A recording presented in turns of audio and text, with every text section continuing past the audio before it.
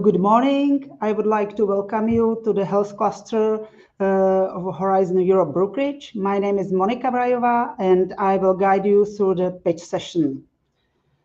The brokerage is organized by the NCP project HNN3.0, which targets the NCP community as well as stakeholders in the field of health research. We will hear 24 pitches this morning, and I would like to ask the presenters not to exceed the 5-minute time limit. For speakers, the rules, we have one big presentation, so it's not necessary from your side to do anything with presentation. It's prepared here, and I will move it. I will list speakers by their first name and by the country, so sorry for incorrect pronunciation of your name. And I think we can start with the first speaker. It's Songül from Turkey. Welcome, and screen is yours.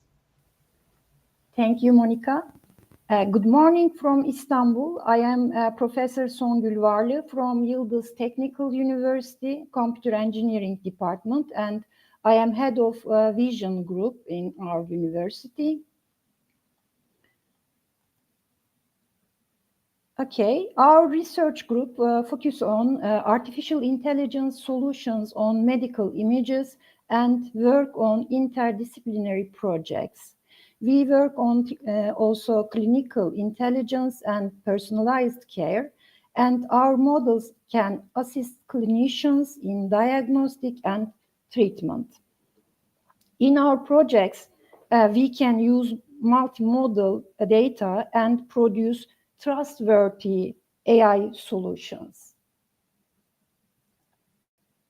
We have a multidisciplinary team combining expertise from engineering, medicine, and some other fields. There are radiologists, pathologists, and engineers in our group. And another strength of our research group is that we have young researchers who are pursuing master and PhD degrees.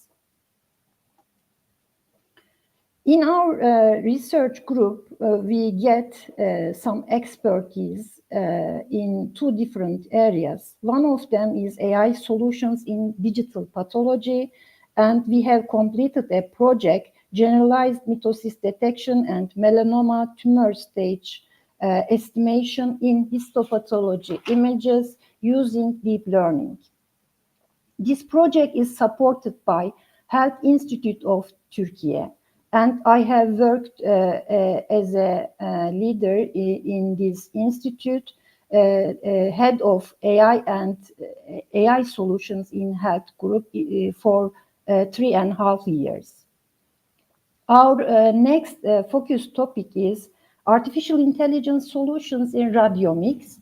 And we have worked on CT images, for example, in lung to detect nodules. We work on MR images of prostate to detect lesions and predict clinically significant prostate cancer. And also we worked on MR images in orthopedics. We have get experience on 3D volumetric data. And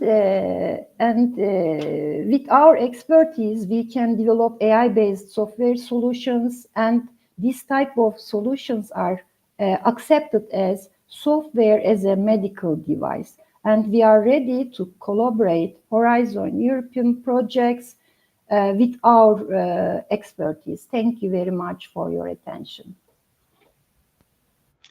Thank you. And I will ask next speaker, Jaira from Spain. Yes, good morning, everyone. I'm Chiara Baudraco from Eureka Technology Center in Spain, and I would like to present our solution to empower adaptive lifelong system for intellectual disabilities. We are an applied research technology center trying to push the research into the business area can try to move and help and support the different enterprises in increasing their TRLs. Next slide. We are located in Barcelona, but we have also different offices all around the world in many countries and geographical areas. Next slide, please. We perform different type of applied research from the technological development and to new technology services. We provide consultancy to different enterprises and partners. We are also specialized in trainings, and we build a strong value proposition to the proposals in which we contribute. Next slide, please. So for improving the quality of life of persons with intellectual disabilities, we bring proven expertise to the topic, and we also bring a solid background from previous European projects, supporting the early detection and prevention, developing the AI-powered health solution, fostering the autonomy and lifelong care, and empowering informal caregivers and families. We also use participatory and human-centered approach. Next slide, please. For here, we would like to propose the next generation AI-powered ecosystem for lifelong support with a human-centered approach, with inclusive digital care platform with individuals for individuals with intellectual disabilities and their families, integrating also the omics science perspective from the cognitive, emotional, and social modeling. And we also would like to promote the proactive and preventive behavioral intervention to the user who can also benefit from a real-time adaptation in their therapeutic, educational, and social support. Next slide, please. For this proposal, we would like to provide an holistic and personalized care approach from diagnosis and prevention and lifelong management. We would like to understand the biological mechanism through omics and genetics and neurodevelopmental research, integrate this information with clinical data set, and support the system for early intervention and health promotion. So also providing the carer inclusion in the adaptive workplace and a new strategy for lifelong autonomy. We would like to focus on the AI-powered system with main features that you can see here in the slide, from the cognitive rehabilitation to behavioral and cognitive modeling, personalized health intervention, long-term cognitive and developmental monitoring, and AI evidence and policy app. Next slide, please. There are few objectives that we already highlighted to be developed together with our core partners to understand the genetic, biological, and neurodevelopmental mechanism, developing validated personalized intervention, enhancing the daily functioning and independent living of this type of individuals, facilitating the societal participation, and enhancing the treatment monitoring and adaptation using AI-based decision support. And of course, supporting the families and informal carers. Next slide, please. We have core expertise in data science in healthcare. We are expert in providing clinical decision support system, predictive model, pattern and anomaly detection, and personalized recommendation system. Next slide, please. We would like to promote the shift from a reactive fragmented model to a lifelong proactive and personalized support system. We envision a future where the severity and impact of the intellectual disability are reduced through early, precise intervention, and where the autonomy and the societal participation are enhanced across all stages of life. Next slide. Here we have already a consortium that's not closed. We are looking for partners, so in case you want to send your expression of interest, you can use my email. And I think that it's okay. Here you have just few projects in which we are involved. We are core partners there. You can have a look at them, trying to check our expertise. And if you have questions, you just need to write me an email. Thank you. Thank you. And I will ask next speaker, Daria from Germany.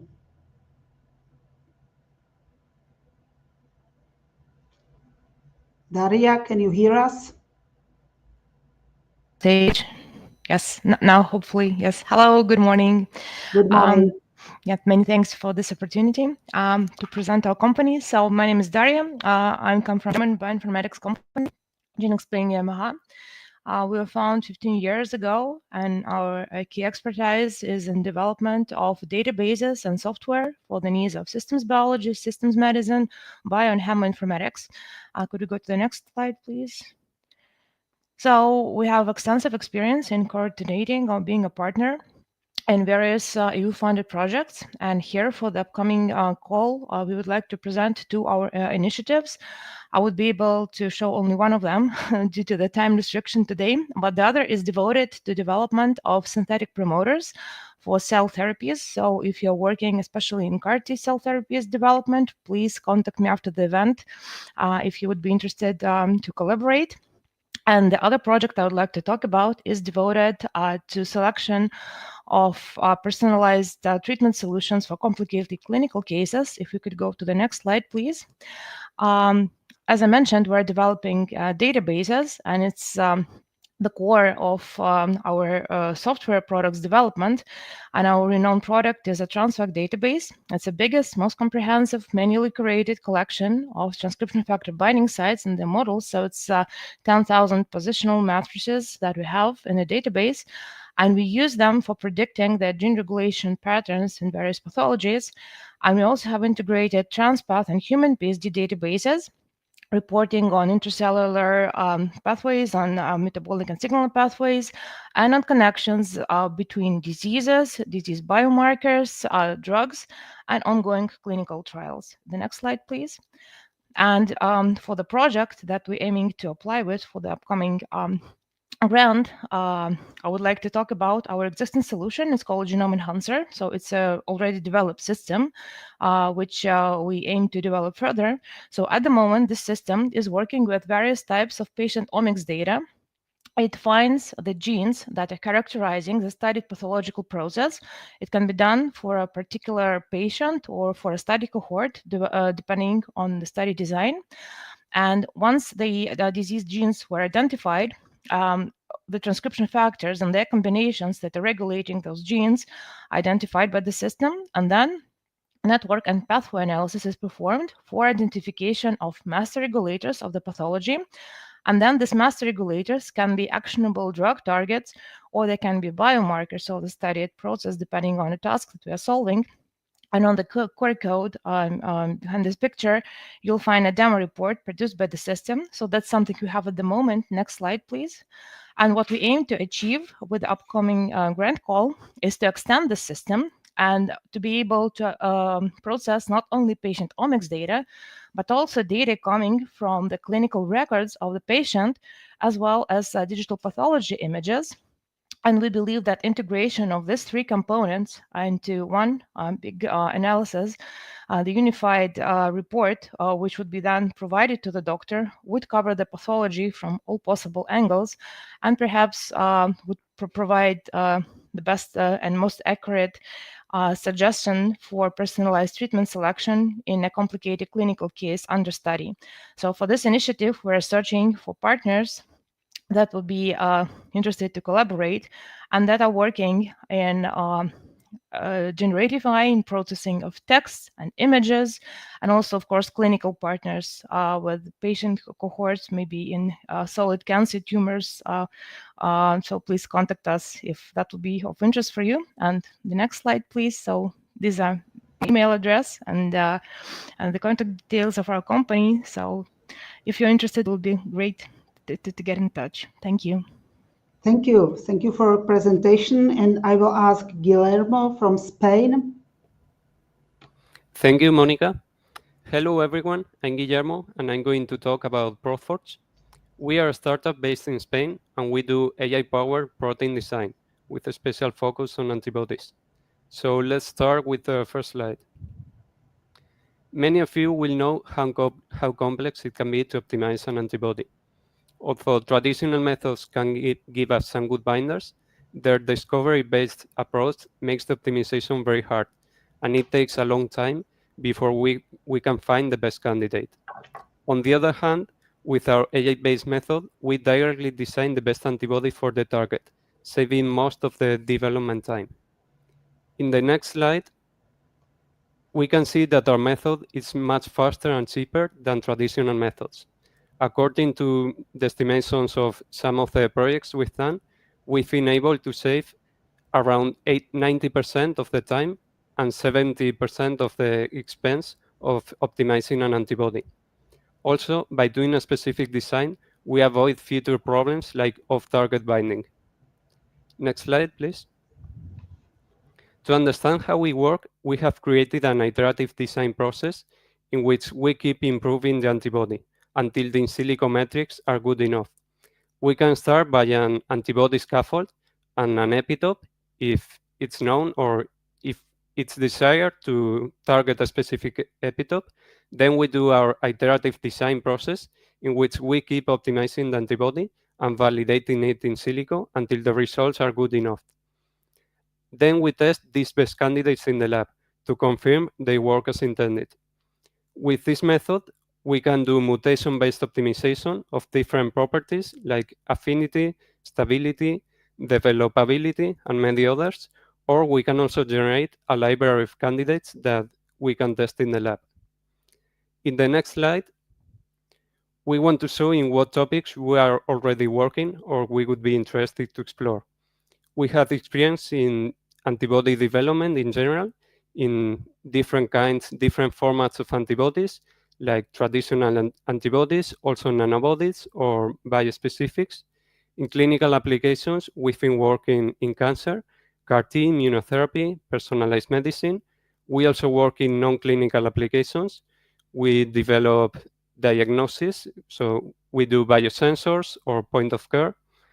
We also work with other proteins, so our main expertise is in antibodies, but we can also develop enzymes, mini proteins, and we have expertise in AI drug development in general. So we are also open to collaborate in any topic that involves AI for drug development.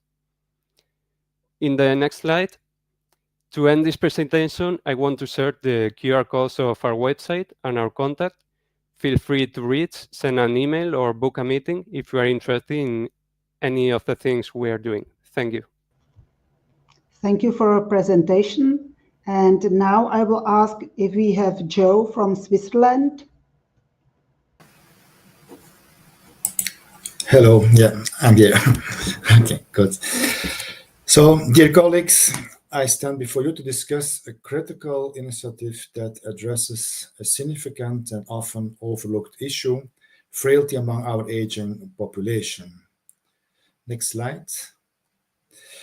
As we know, frailty is not merely a medical condition, but a multifaceted challenge that leads to increased healthcare costs, decreased quality of life, and often a diminished sense of well-being for our elders. This proposal, the hybrid metaverse frailty clinic, is not just a response to this challenge. It is a transformative vision for the future of healthcare that aligns with a pressing European request to shift our focus from a disease-centric, hospital-based approach to a more holistic model that emphasized health maintenance, community engagement, and primary care. So, what exactly is the hybrid metaverse frailty clinic?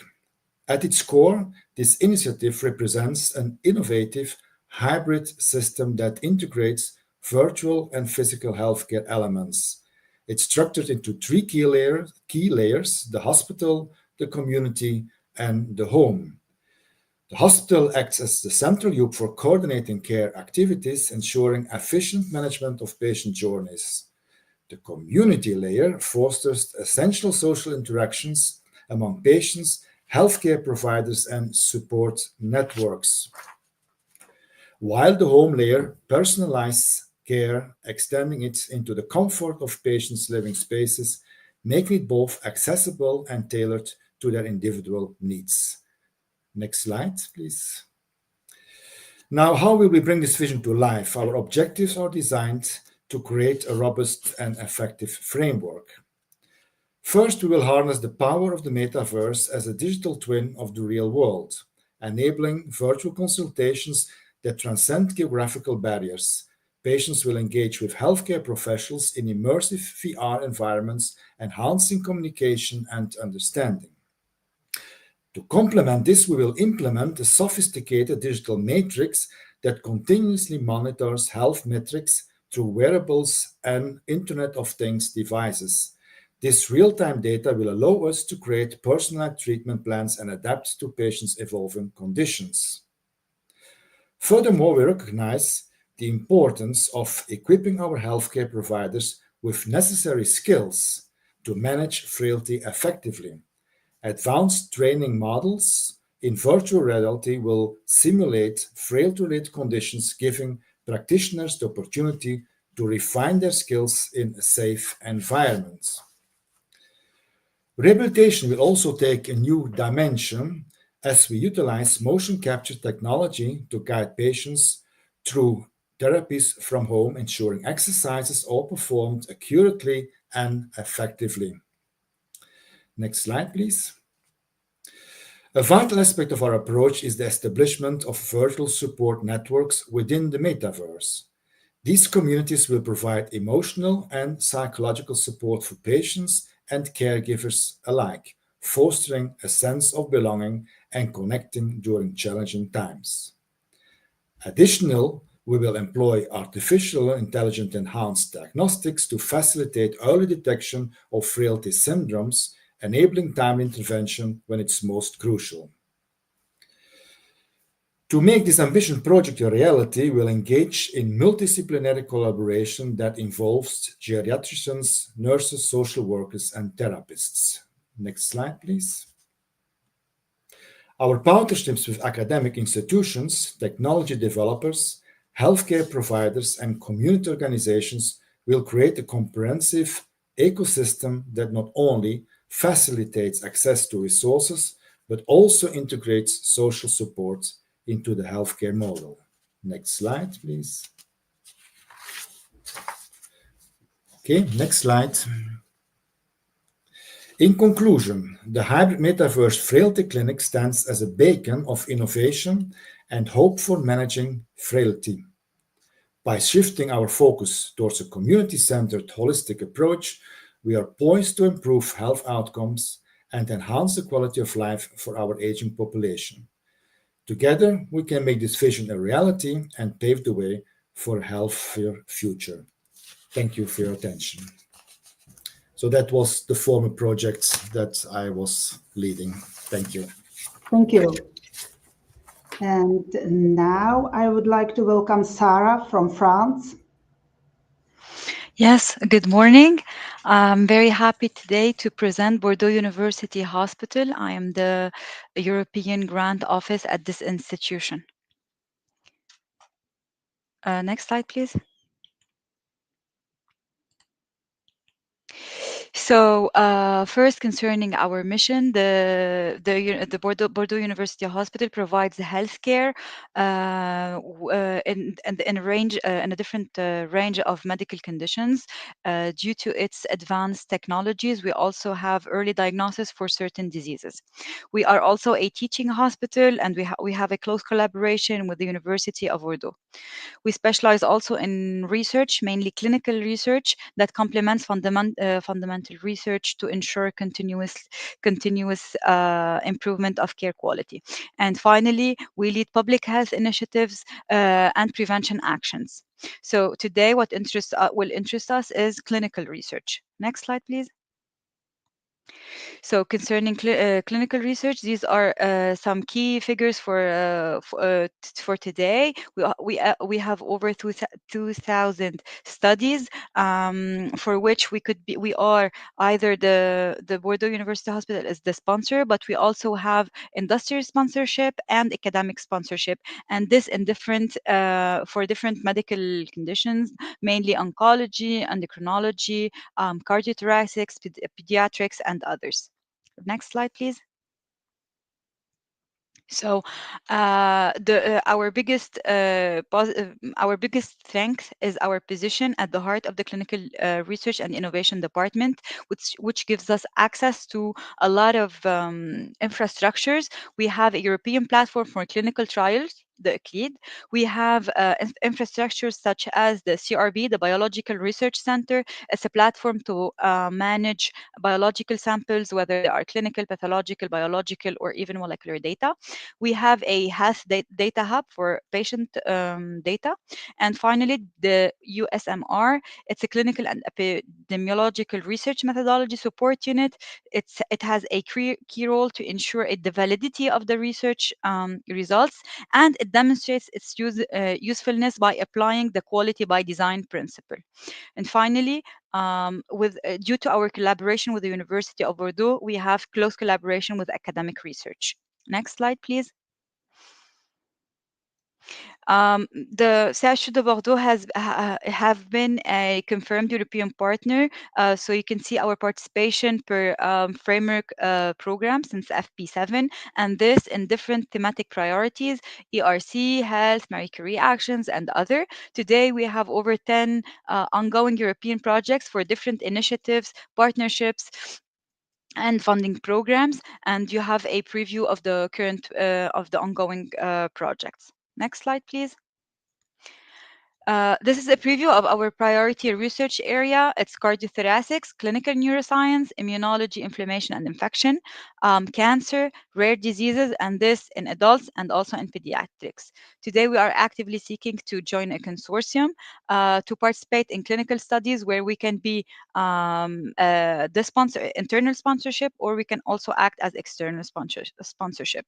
We have expertise in clinical studies for medicinal products, medical device, and inclusion of artificial intelligence in medical device. To be part of a consortium, it means that you can enjoy the expertise of over 500 research professionals. I listed some calls that could be of interest, but this is not an extensive list. Next slide, please. So in addition of this, this is the project that we just launched, where we are the coordinator. It's called the Quali Rehab program. It addresses people living with chronic illness. So the point is to improve the life of young people with chronic conditions through cardiac rehabilitation models that's personalized, transnational, and enhanced by artificial intelligence. The key actions of this project is to develop a digital platform by hybrid cardiac rehabilitation, personalized care pathway powered by AI, training resources for patients and healthcare professionals, integration of physical activity, mental health support, and therapeutic education, and finally, contribution to policy development in healthcare and education system. So we are actively seeking for partners to build a consortium with expertise in social science, health technology, community-based support and care, and social and medical social services. Thank you. Thank you, Sarah. Don't hesitate to contact us. Thank you for the presentation. And I would like to welcome Keita from Latvia. Hello. You can start. Okay, great. Thank you. Hi, everyone. I'm Keita Augstkalne, digital health innovator from Latvia, representing here my company Fungo Health. And we're focusing on improving pediatric patient outcomes through gamification and augmented reality-based mobile platform. Go to the next slide. Thank you. So the Planet project is to increase physical activity, monitor physical activity, and collect patient-reported outcomes in pediatrics by using this gamification and augmented reality on children's mobile phones. And we see that there's a couple of these calls where we see a potential for working on this project, as especially the top two ones, which is tackling high burden for patients and under-researched medical conditions, and also advancing innovative interventions for mental and behavioral health and disorders. Let's move on to the next slide. So we're using and utilizing persuasive design system-based individualized gamified mobile platform to improve patient outcomes. To put it very shortly, we give kids a game that incentivizes for them to play it, they have to move and be physically active. And there's quite a lot of research that says that physical activity is crucial. Of course, in children, we all know that, but especially when the children are hospitalized, they're pretty much sleeping in their beds for 24/7. And of course, it doesn't really help for them to recover for any kind of diseases. And we've been so far focusing on pediatric oncology, but with these calls, we're interested in going in the wider, in more domains, and perhaps even covering in general all children that are hospitalized. And our aim is to use this kind of this mobile platform to increase children's physical activity, to monitor their physical activity, so we can also see how is it changing over the treatment time, and also improving mental health by inducing physical activity. As we know, there's quite a lot of data that says that physical activity also can improve mental health. So we would love to see how that comes up in the outcomes as well. And for that, we also want to collect patient-reported outcome measures, but not in the way that we've usually done it in on the paper, where patients and parents fill it in and then someone just checks it and digitizes it. But if we could collect these patient-reported outcome measures via this mobile platform for kids directly. So this is quite a wide scope. This is a few of the things that we want to develop, co-develop with clinical partners. And yeah, next slide, please. My background is in product design and also digital health. So I'm from the design and technology background, also working on some already existing research activities. And we have a multidisciplinary team of around 15 people, which contains of researchers, clinicians, designers, computer scientists, pediatricians, and so on. So we have I would say a big family of specialists around us to make this project happen. And for the next slide, for the partners existing partnerships. So our main partnership is in Children's Clinical University Hospital. This is also where the issue was validated and the need was validated, and it actually came from their side. And we're doing the first pilot feasibility study with them as well. The next slide, please. And so we have what we're looking for the most on this call is clinical partners with a pediatric patient population.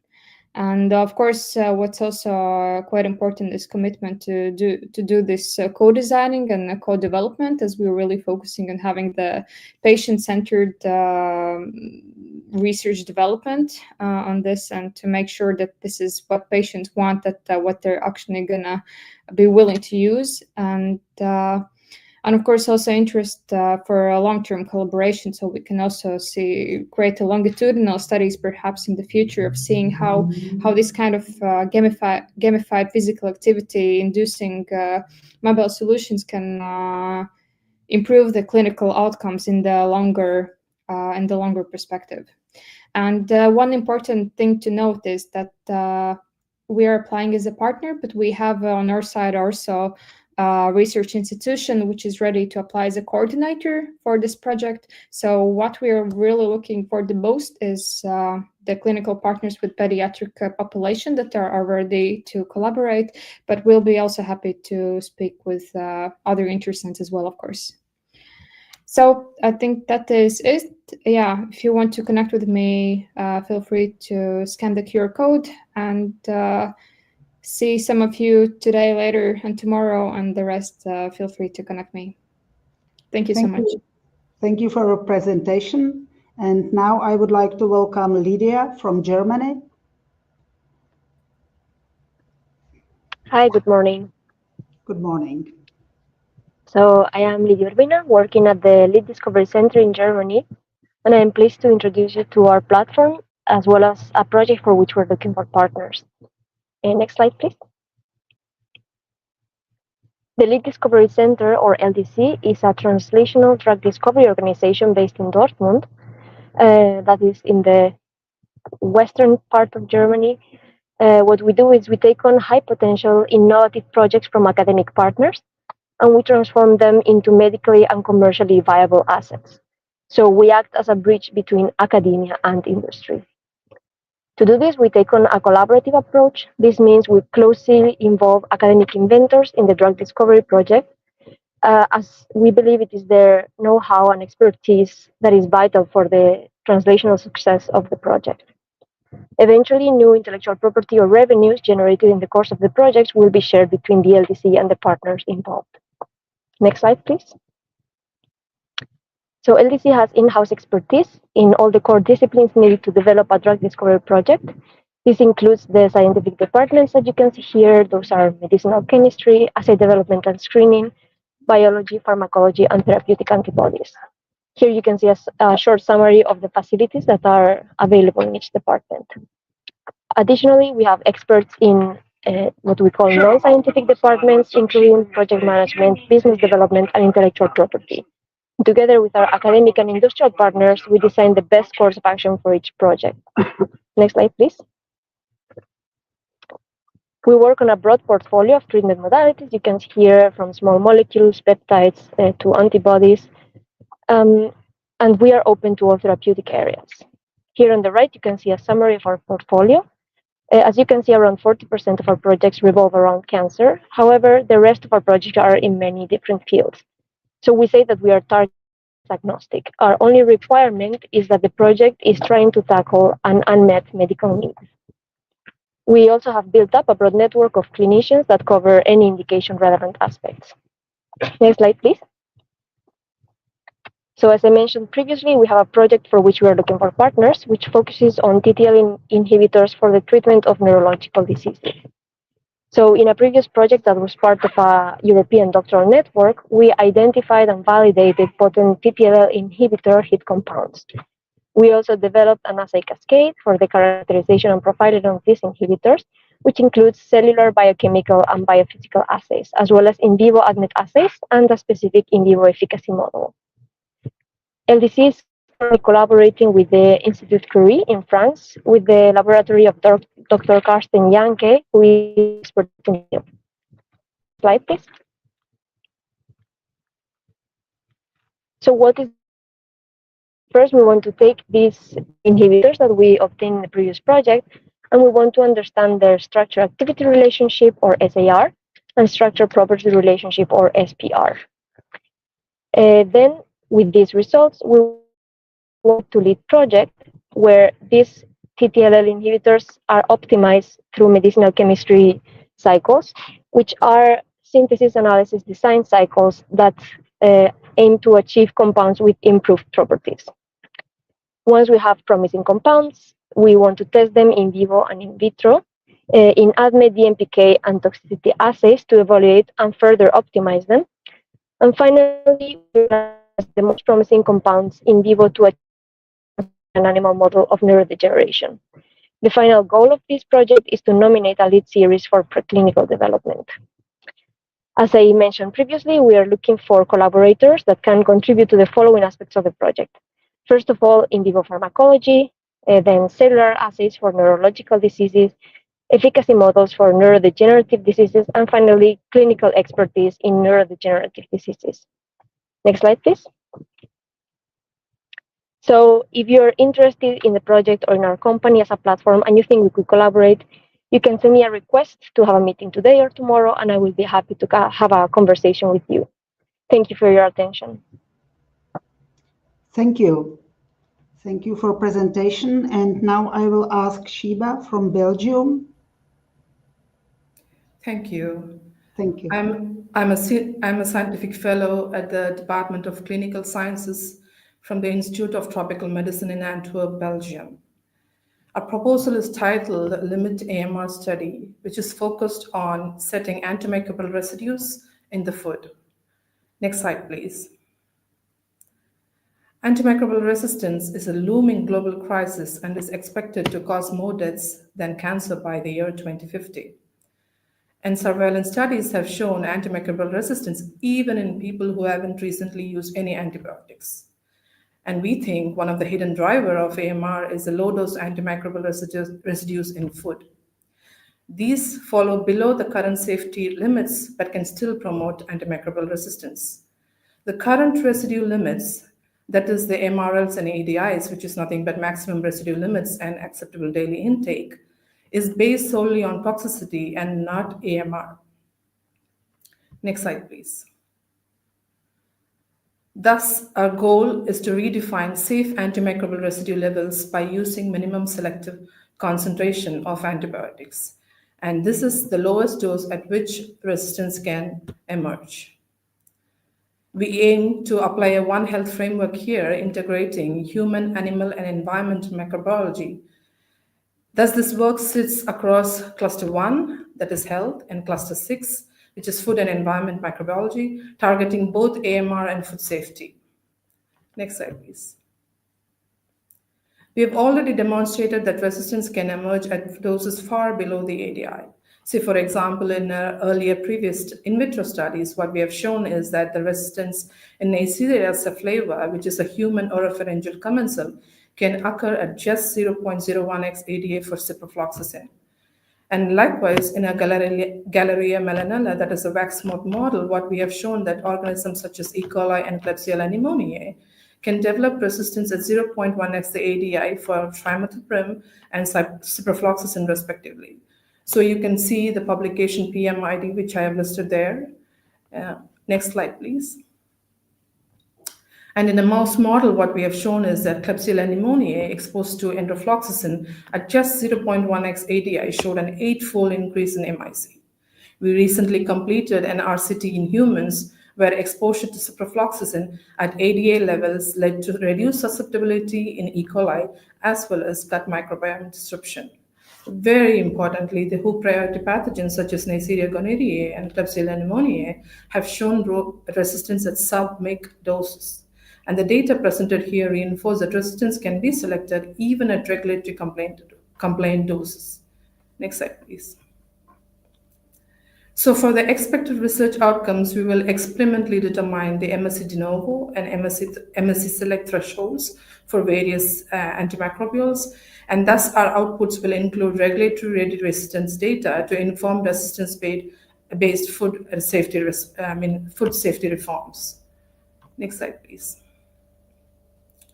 So our team offers a strong mix of expertise. I'm myself a molecular microbiologist and a bioinformatician, and we have clinical microbiologists, we have lab technicians, data scientists, exposure modeling experts, AMR surveillance partners from various countries, and we also have validated various protocols, as you can see, and also various experimental models, and also we have validated protocols for different NGS technologies as well. Next slide, please. So our existing collaborators include the Commensal AMR Surveillance Network, which includes countries such as Cuba, where the National Neisseria Reference Laboratory is involved, the University of Bamenda in Cameroon, National Hospital for Tropical Medicine, Hanoi, Vietnam, also Institute for Research in Health Sciences, Burkina Faso, and the Toho University in Japan. And we'll also collaborate with Elva Flanders for the SHIME-based gut simulation model, as well as UMCG Netherlands for AI predictions of MIC using genomic data. Next slide, please. So we are looking to co-develop a Horizon Europe consortium under the One Health framework, which will bridge both Cluster 1 and Cluster 6. So we seek regulatory scientists, food microbiologists working at the different microbiota food interface, exposure modelers, and also clinical researchers who can lead human RCTs on AMR or microbiome outcomes.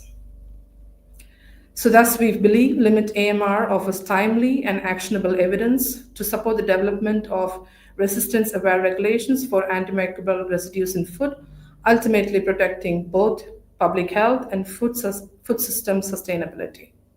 So let's connect, and please contact us. Please contact me as well as Professor Chris Kenyon, and we can discuss this further. And thank you all. Thank you for your presentation. And now I will welcome Soisik from France. Sorry for bad pronunciation of your name. Good morning, everyone. So I'm Swazi Kozan, and I'm a project engineer from Alcediag. So Alcediag is a medtech company based in the south of France. It's an innovative diagnostic company which is specialized in the development of biomarkers, thanks to our expertise in epigenetics, in RNA editing, combined with artificial intelligence in the sector of psychiatry and neuroscience. So we are here today because we are interested in two European calls.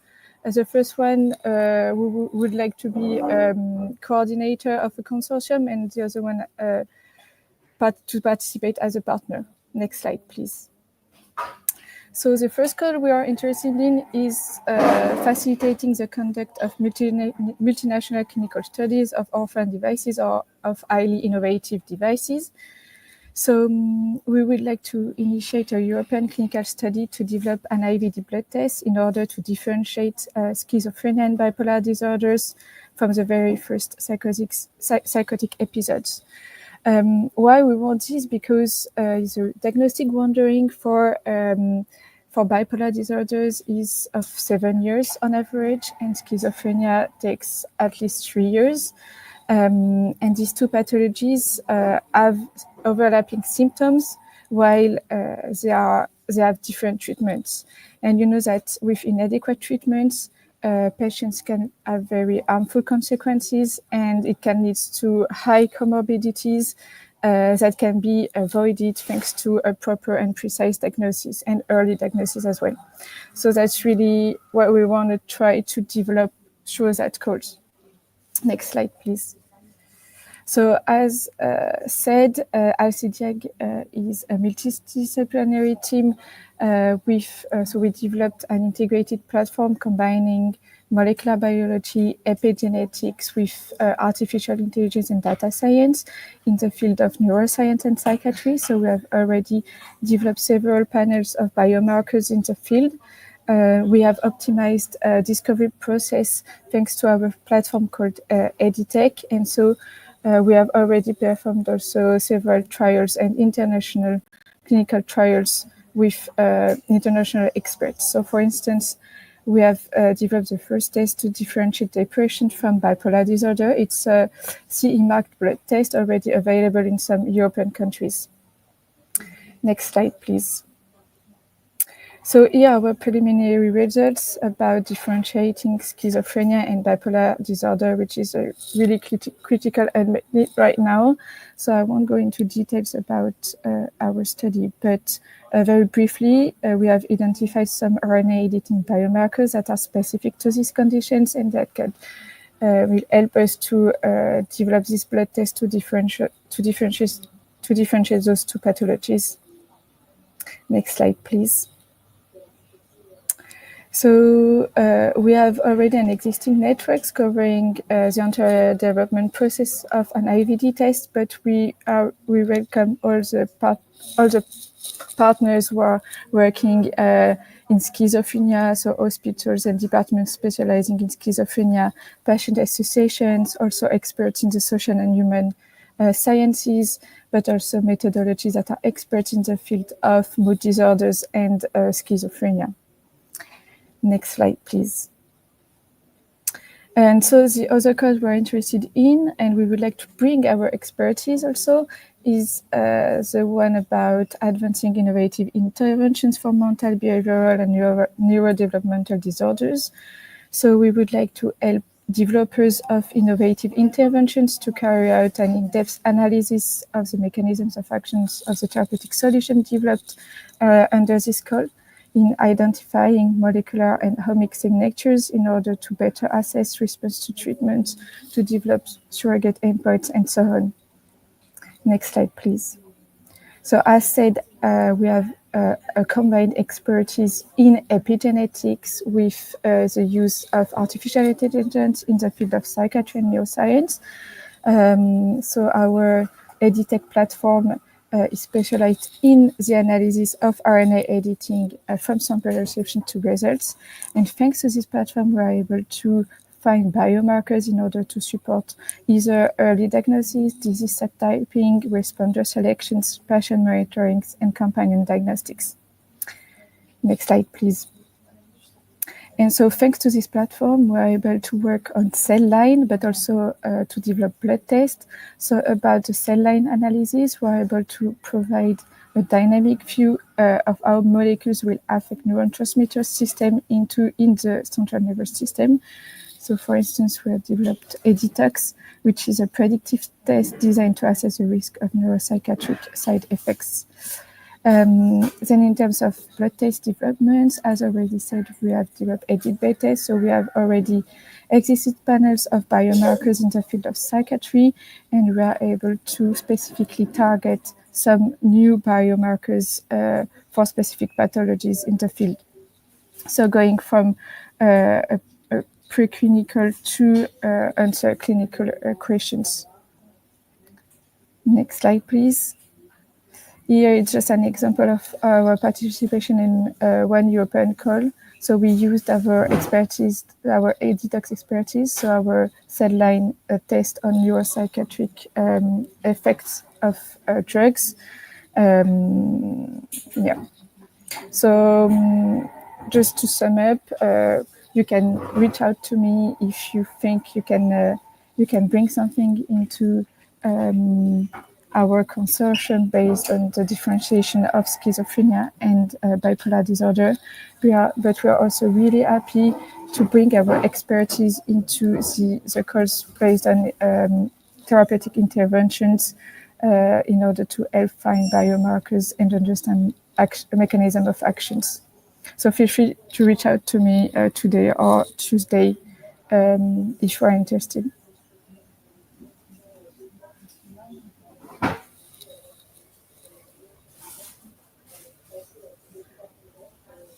Many thanks now, and thank you for your presentation. Now I would like to welcome Bram from Belgium. Yeah, good morning, everyone.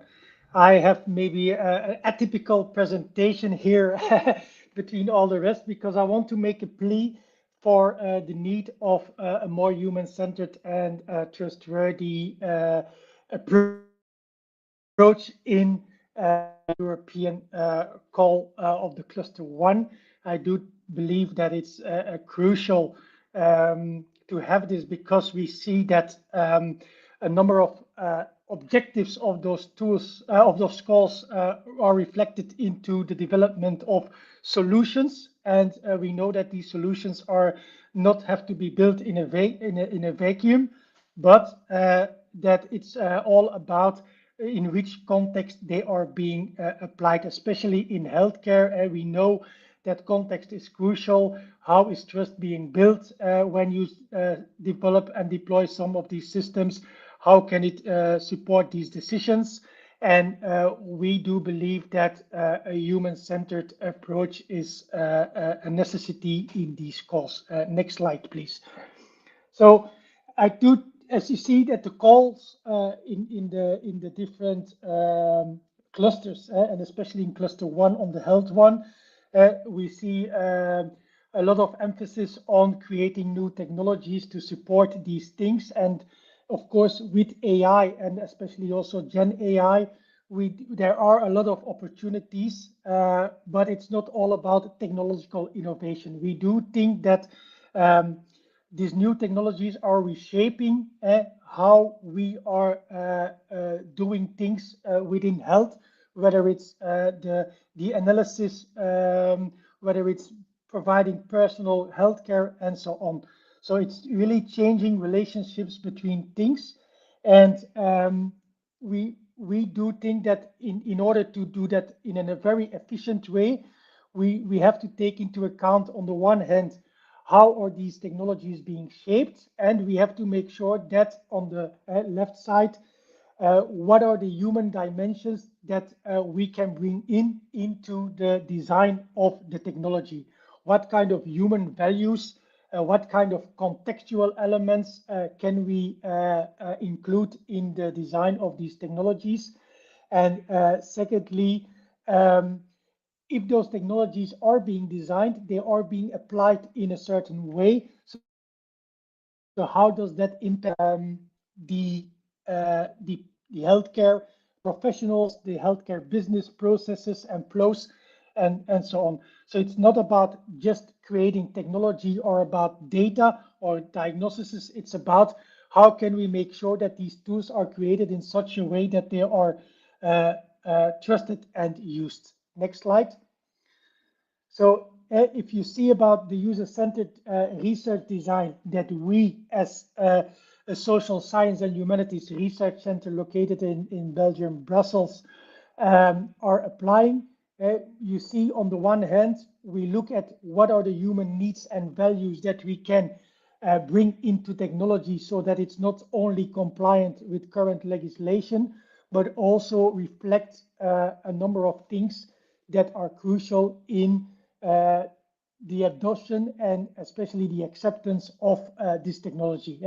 It will not become of a surprise that things like trust, explainability, ethics by design, how can you make sure that those are included in the design of the solutions that are subject of development.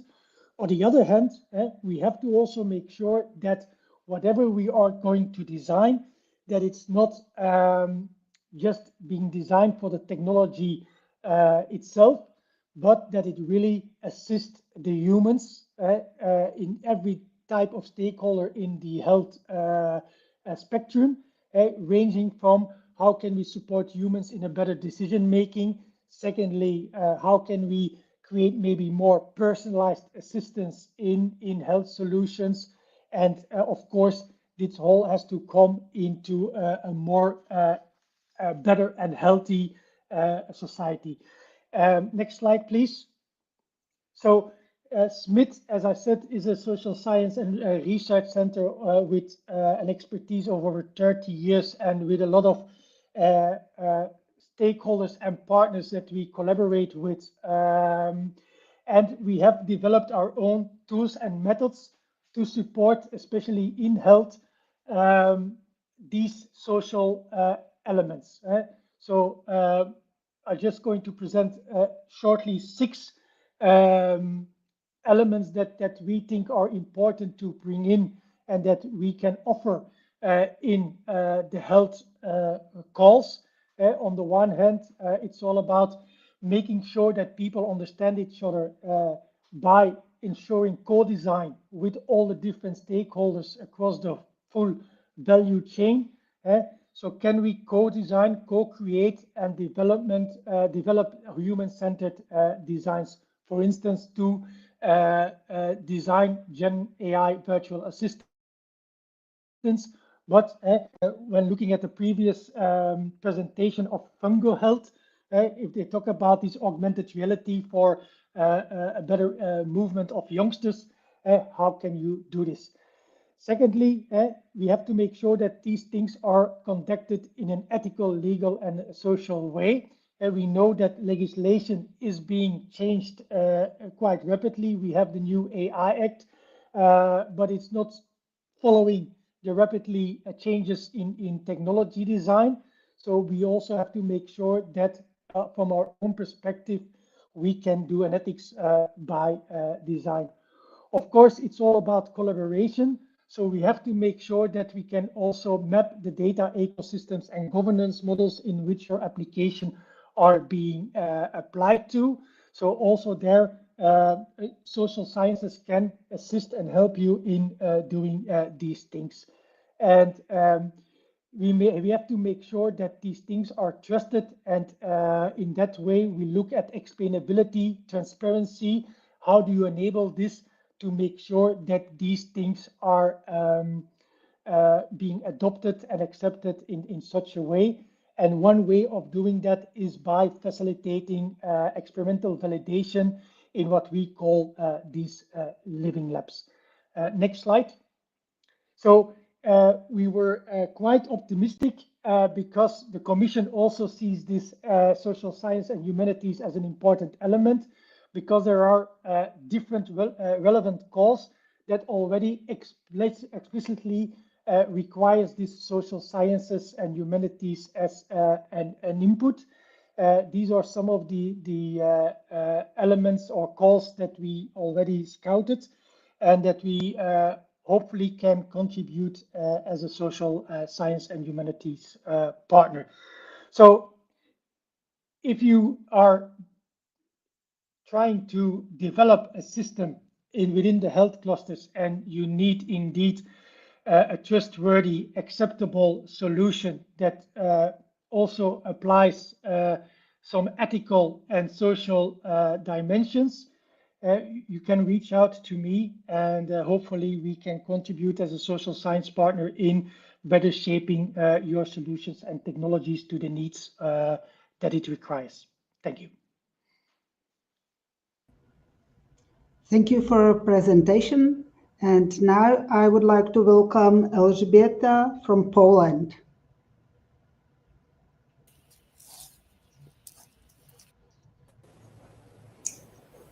Thank you very much. Good morning, everyone.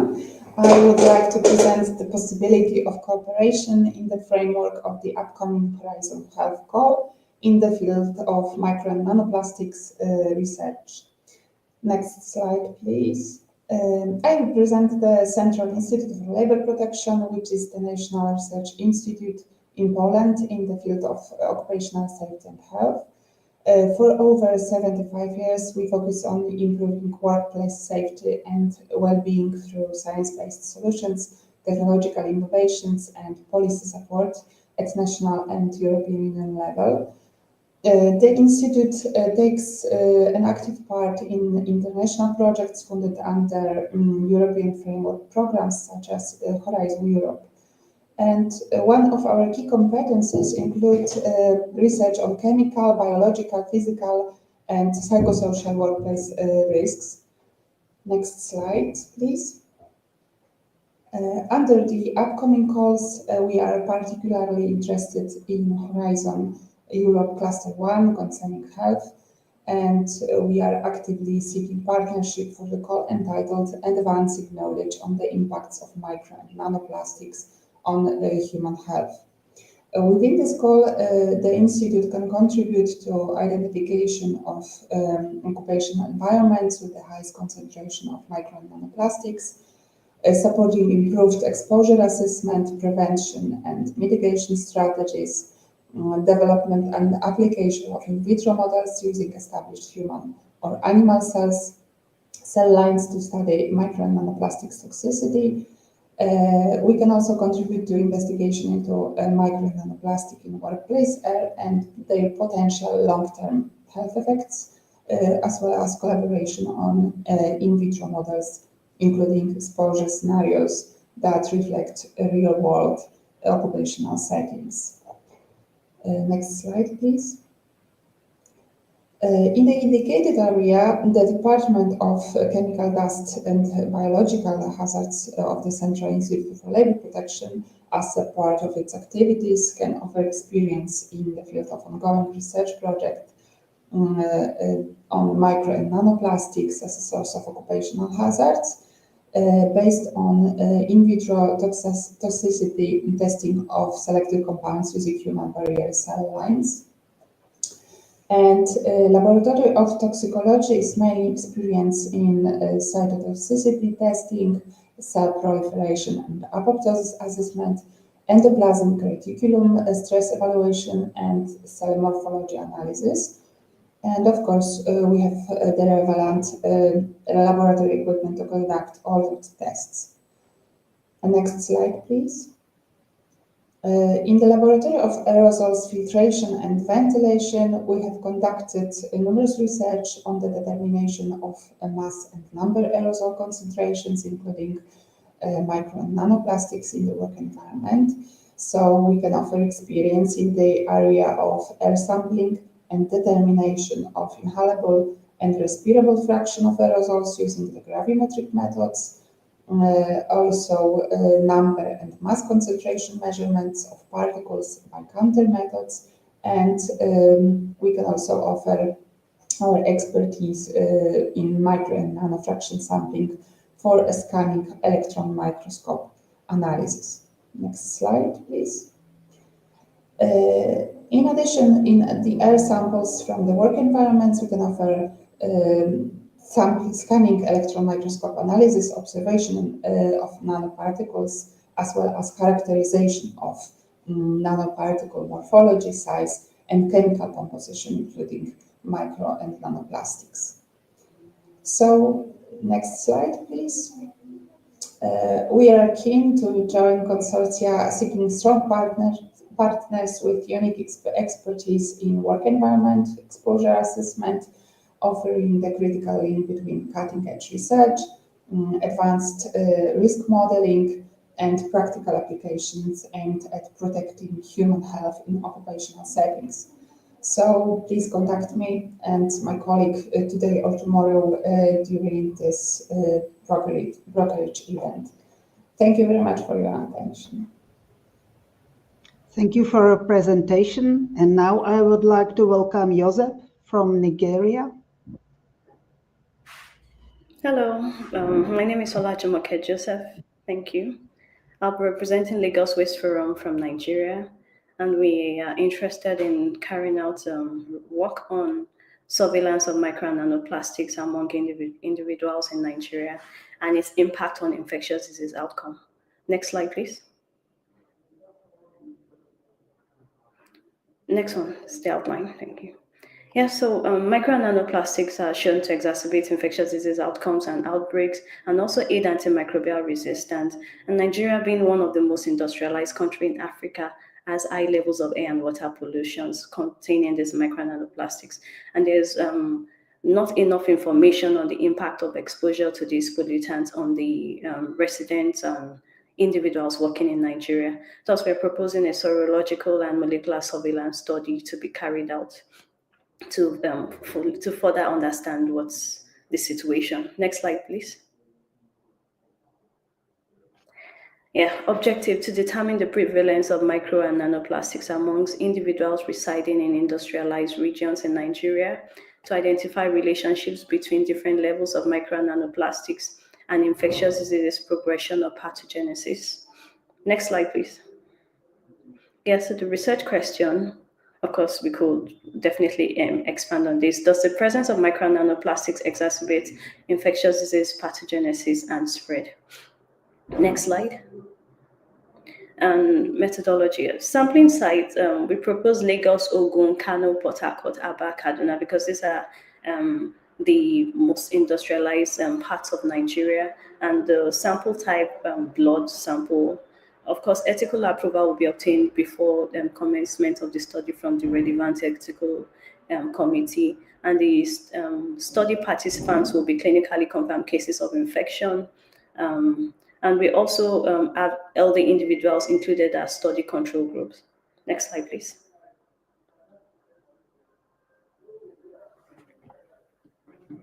Next slide, please. No, please, the previous one, pardon me. Yes, so data collection from participants would involve information such as gender, age, occupation, travel history, and medical history, and then would also carry out analysis such as multiplex real-time PCR to quantify, to identify pathogens and also quantify them, and then pyrolysis, gas chromatography, mass spectrometry. This will be used to identify and quantify micro and nanoplastics. And we are looking at a study duration of 2 years, so we can understand seasonal pattern or influence on this. Next slide. Thank you. Yeah, so the lead institution will be Lagos Waste Forum, and Lagos Waste Forum will provide a platform for knowledge sharing, progress report that would involve high-level government officials and academic. And then we are also looking at collaborating with institutions with capacity to carry out the laboratory analysis I've mentioned and several other laboratory analysis as needed. We're also looking at collaborating with institutions with capacity to support research design, policy development, and implementation. And I must add that the study is based in Nigeria and will be, the analytical part of it will be carried out in Nigeria. So we are looking at setting up a research center that will be equipped in line with global standards to be able to carry out this type of research. And we are looking at having our collaborators have a hands-on participation whereby they come to Nigeria and they are fully involved in the study also. And lastly, I must say we are also looking at an avenue to improve local capacity by involvement of master students, PhD students, and also have postdoctoral fellows on board. Well, thank you very much. Thank you for the presentation. Thank you. And now I would like to welcome Maria from Norway. Thank you. Good morning, everyone. My name is Maria Mastrangelopoulou, and I'm the Chief Scientific Officer at Coromine Vita. Today, I'm going to briefly introduce our company and team, outline the Horizon Europe calls, where we are seeking to join consortia as a partner, and present one of our AI-based decision support tools developed to advance precision medicine. Coromine Vita is a Norwegian medical information company specializing in the development and communication of accurate and accessible scientific information about various diseases. We tailor our content to meet the needs of patients, caregivers, and healthcare professionals alike. Our mission is to strengthen health literacy and empower patients to make informed decisions about their treatment and care. We believe that informed patients are at the heart of better health outcomes and a more personalized healthcare system. Our core activities include scientific content development, the production of personalized medicine reports, the creation of knowledge portals, and the development of AI-based decision support systems tailored to healthcare needs. We spun out of PubGene in July 2022, building on years of experience in scientific communication and personalized medicine. Altogether, we have delivered more than 200 personalized medicine reports. In January 2025, we launched the Brain Cancer Portal in collaboration with the Brain Cancer Association, offering patients and families accessible and reliable knowledge to help them make informed decisions throughout their treatment journey. Building on this experience, we're now actively seeking new collaborations through Horizon Europe, where we can contribute with our expertise. One of the calls we're prioritizing is the end-user-driven application of generative AI models in healthcare. Our expertise makes us a strong partner for initiatives applying AI to solve real-world healthcare challenges. We're also interested in the call leveraging multimodal data to advance generative AI in biomedical research. We can contribute with experience in integrating diverse data sources into actionable healthcare insights. Another area of interest is the use of AI to support pandemic preparedness and response. While our current tools focus on personalized medicine, our experience in structuring scientific data with AI can be valuable for improving access to reliable knowledge during potential future health challenges. We're also targeting the call focused on translating biotech research into innovative health therapies. With our strong background in scientific communication and genomic analysis, we can help bridge the gap between research findings and practical applications in healthcare. Finally, we're interested in the call implementation research for equitable, high-quality care in non-communicable diseases. With our experience in scientific communication and decision support, we can contribute to adapting and delivering solutions that improve care quality and reduce health disparities in real-world healthcare settings. Our team brings interdisciplinary collaboration into daily practice, combining expertise in molecular biosciences, research, informatics, and communication to develop user-centered scientific solutions. We offer strong capabilities in personalized medical reporting, digital health innovation, and genomic analysis pipelines, positioning us as a flexible and reliable partner in multidisciplinary projects. One of the projects we have been working on is an AI-based decision support tool that integrates scientific evidence, biomarker information, and clinical context to support personalized treatment decisions. The tool is designed to make complex scientific data more accessible and actionable for healthcare providers and patients.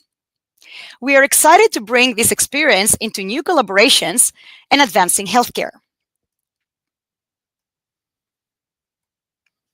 I'm happy to discuss potential collaborations and explore how CoreMind Vita can contribute to your Horizon Europe projects. So please feel free to reach out. And thank you for your attention. Thank you. And now I would like to welcome Maria from Serbia.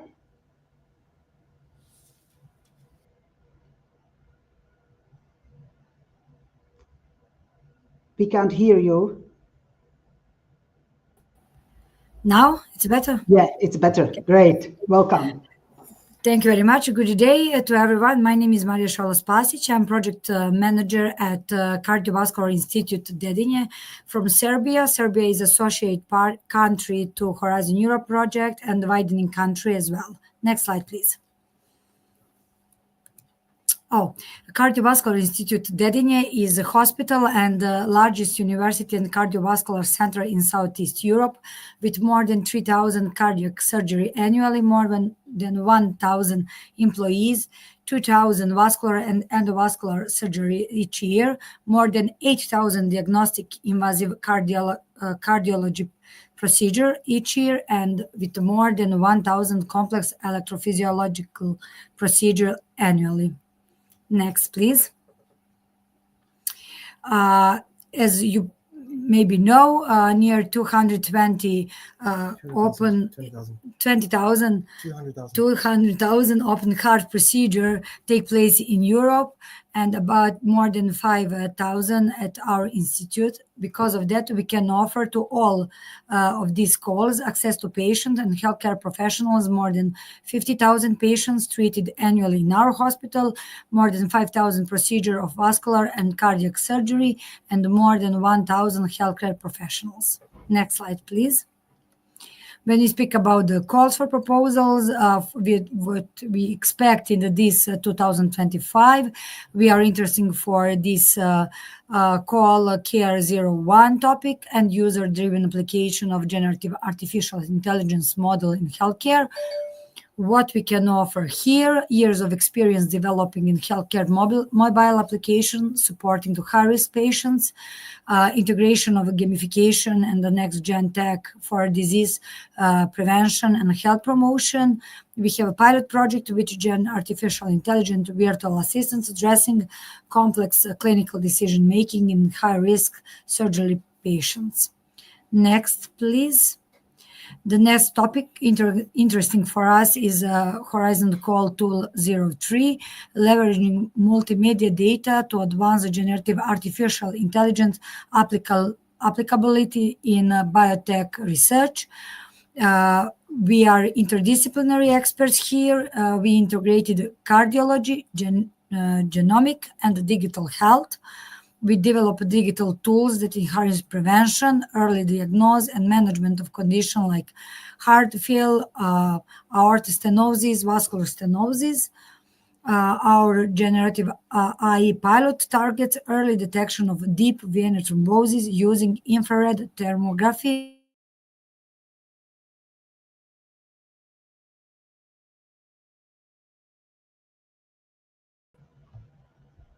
We can't hear you. It's frozen, probably. Let's wait. Maria, can you hear us?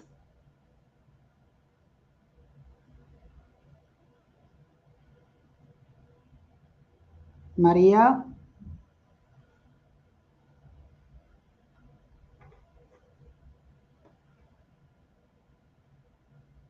Maria? Okay, sorry, we have some problem with connection.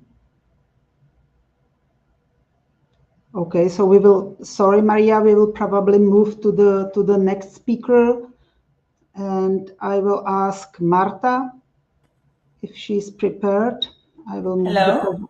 Yeah, hello. I will just move the presentation.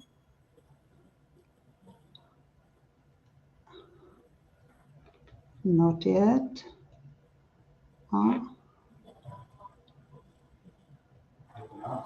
It doesn't work. That's it. Yes, Sorry. yes, that's me. Yeah, Thank that's you. So you can start. Thank you very much. Hello, everyone. My name is Martha, and I represent Ergobyte, a digital health SME that produces expert systems and medical software solutions. Next slide, please.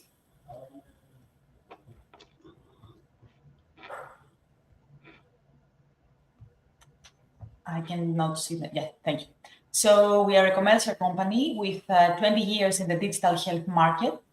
Our flagship products are Galen, which is the most popular pharmaceutical knowledge base in Greece, with more than 50,000 users daily, and also DataLife, which is a cloud hospital information system for in and outpatient facilities.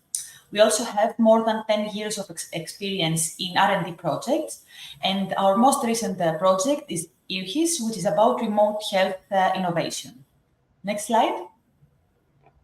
Today, I will present two expert systems that have been developed by Ergobyte.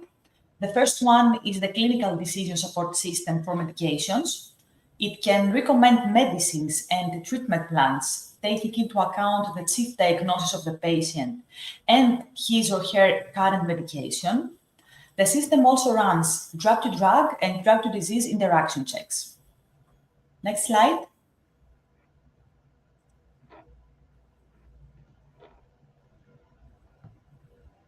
The system has been validated has already been validated and is currently in use in 10 hospitals in Greece.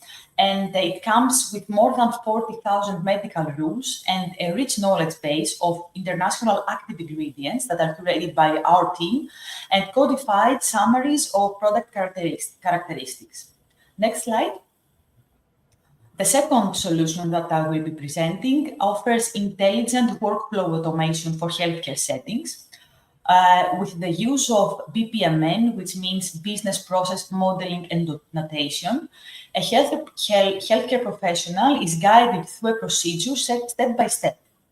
The executable diagram is designed by a physician together with our business analyst, and the system has been validated in cases of yard management and has a great application potential, for example, in clinical and therapeutic protocols, or even clinical trials.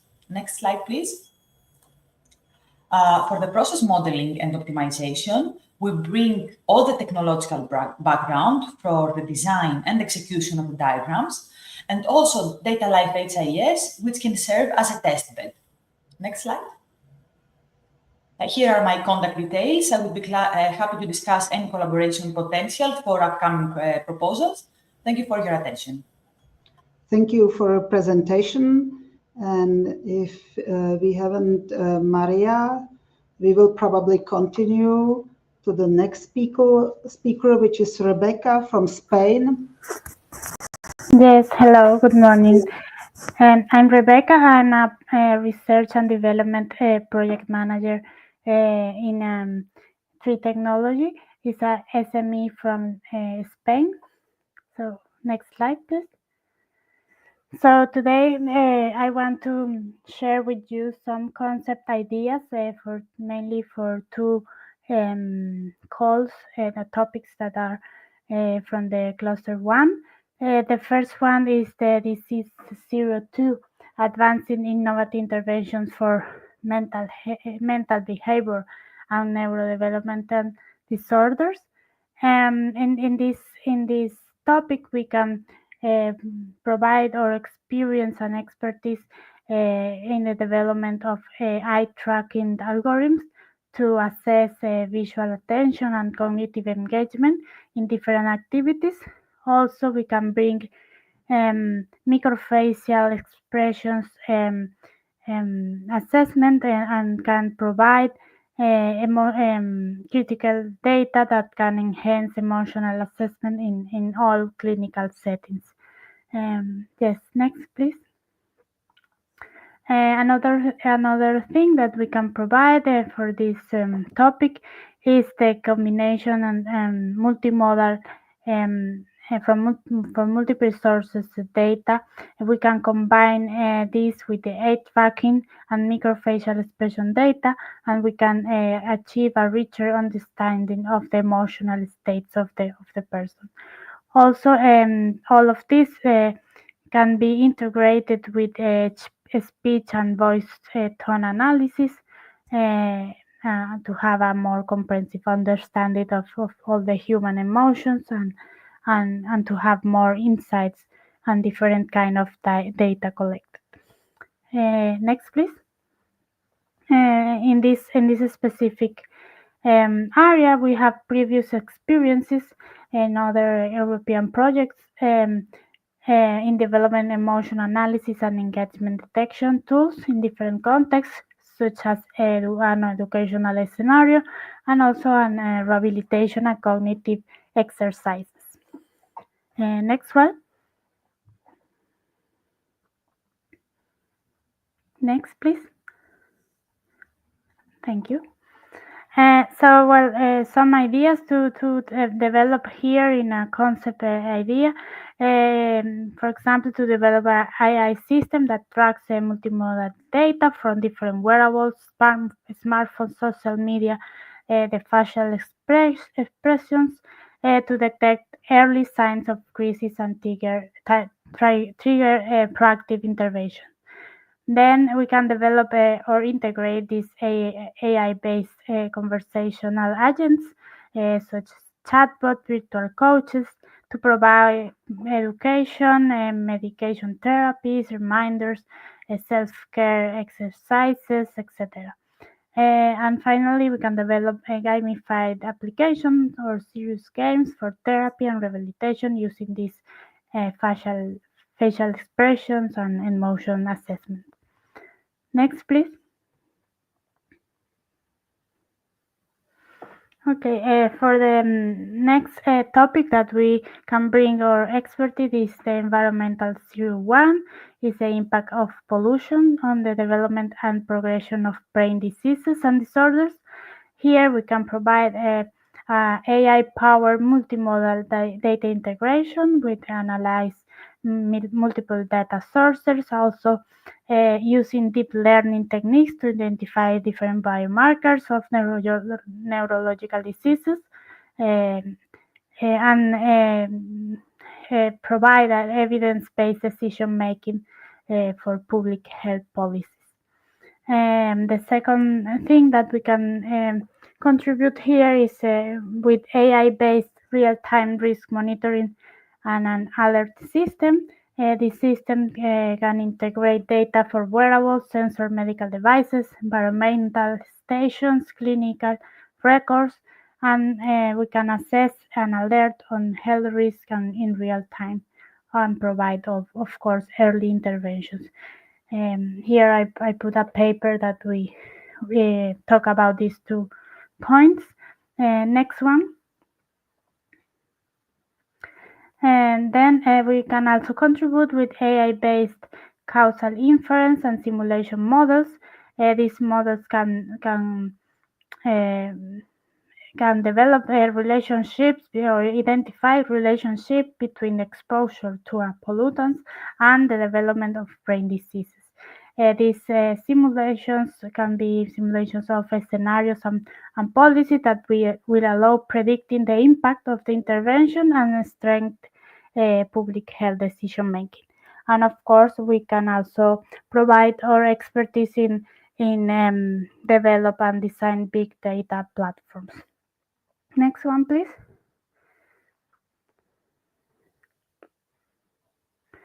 Yes, for like a summary of our expertise areas is in big data.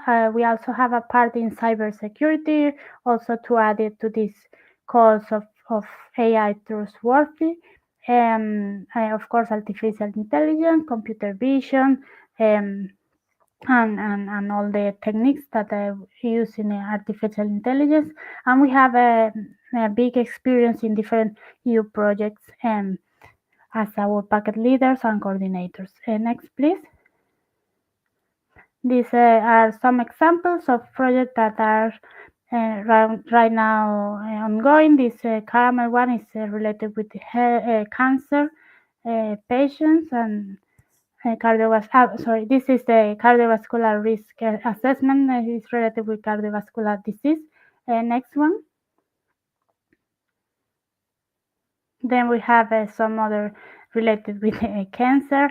With Nightingale is related with emergencies, logistics, and as you can see, we have many experience on different areas. Next one. Next one. Yes, so for these ideas, we are happy to contribute. We can, if needed, be a coordinator, but if we prefer, as we are a small company, to find some partners and create a strong consortium. So here you have some profiles that we are seeking. Clinical partners with patients, with data that can provide for the models, and that's next.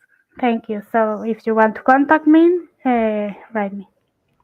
Thank you, Rebecca. Thank you for your presentation. Now we will try to go back for a few minutes to Maria from Srebria. Thank you very much, and I apologize for the technical difficulties. Thank you for this possibility.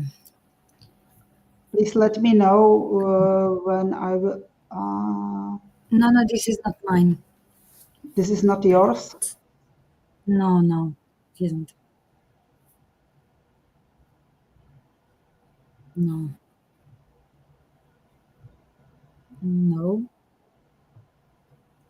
This is not yours? No. Yeah, this is mine. Wait. Okay, wait. Next one. Next.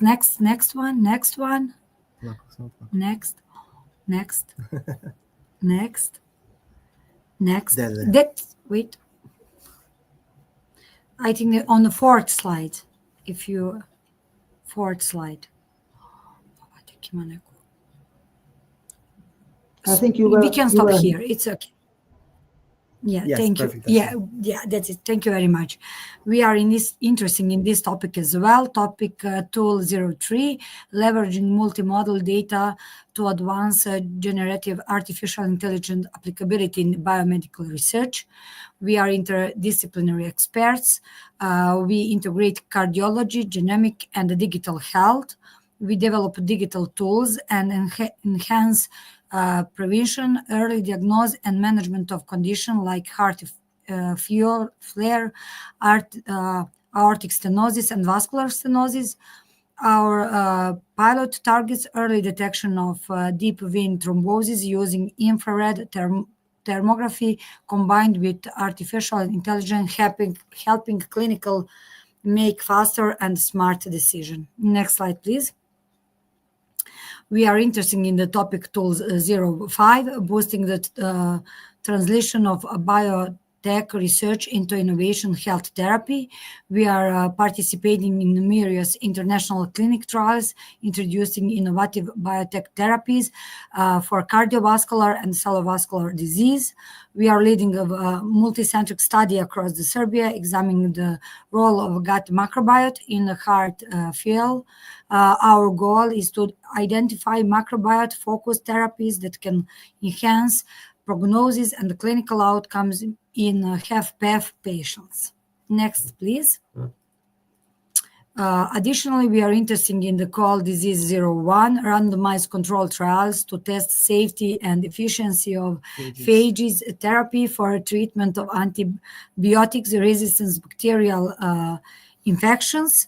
We are part of FDA-approved phase 3 trials focused on the treatment of moderate to severe diabetes foot infections. In our proof of concept project of phase therapy. We have successfully isolated 21 bacteriophages, already testing in vitro. We are ready for Horizon collaboration and offering use of our existing phages library in multicentral studies, tissue sampling from the hospital's DFI patients, pathogen identification, and isolating and testing the new phages for the future clinic use. Next slide, please. And for the end, we are interested in this call as well, multinational clinic studies of orphan device and the high innovative devices. We are committed to integrate artificial intelligence into new and existing technologies to improve early detection of arrhythmia and life-threatening events, test a novel therapeutic device and procedure, go beyond the standard clinic care with intelligent adaptive interventions. We are actively seeking the partners to co-develop and groundbreak tools in both invasive and non-invasive electrophysiology. Next slide. Next slide, please. Yeah, if you can remember us, we are CARE, clinic application, research and education, and we stay in touch. Thank you very much. Thank you. And now I would like to ask Stephanie from Malta. I will just move the presentation. Just a few seconds.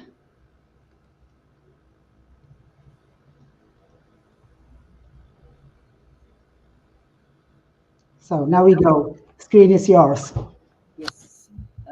Hello. So I am Stephanie Bedzina-Wettinger from the University of Malta. And my pitch is about analyzing human multi-omic data to rapidly identify better candidate drug targets. Next slide.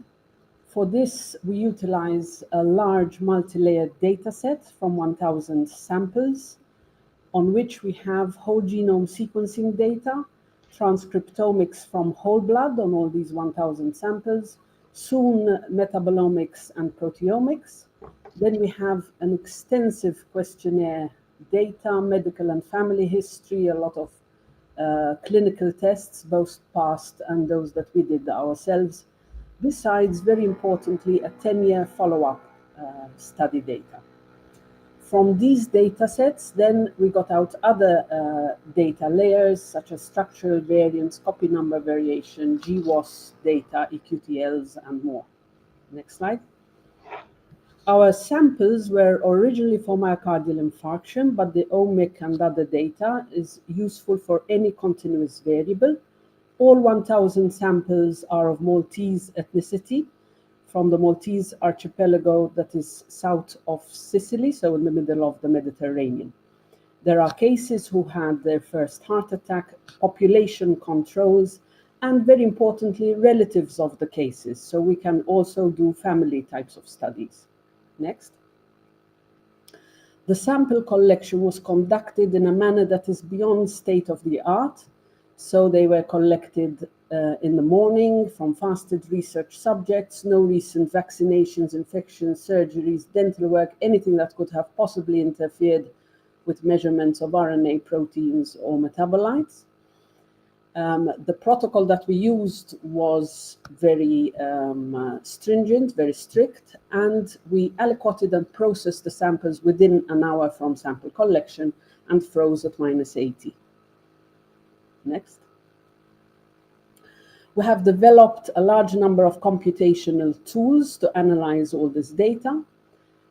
One of our best tools is a computational approach for drug target identification. So we can utilize all this data to identify genes that have a major impact on any variable from our over 16,000 variables that we have in our data sets. So for example, if you put in hemoglobin levels, so hemoglobin, it will give you a list of genes, it will analyze all that data and give you a list of genes that have a major impact on hemoglobin levels. So for example, one of the top candidates there will be beta globin gene. And of course, there will be other relevant genes to hemoglobin levels. So we can apply this tool and the data set for any disease, condition, or molecule, provided we have a measurement for a relevant variable in our data. Additionally, we can use the omic data together with the clinical and 10-year follow-up to assess any negative, unintended clinical consequences of targeting a specific gene. We have already used this successfully, where we saw that a potential drug target would actually increase risk for diabetes, for example. The emphasis is on human data here. We do have an animal model facility for zebrafish work, which we can also make available. Next. So what is it that we offer? We have this unique data set. We can do a lot of bioinformatic analysis, even to see the effects of genetic variants on RNA, protein, and other omic layers, as well as on the phenotype. And we have a multidisciplinary team with expertise in genomics, transcriptomics, multiomics, bioinformatics, biobanking, biomarker discovery. We are also experienced in grant writing with over 8.5 million euros obtained in the last 5 years alone. And we are currently coordinating an EIC Pathfinder project target MI. Next.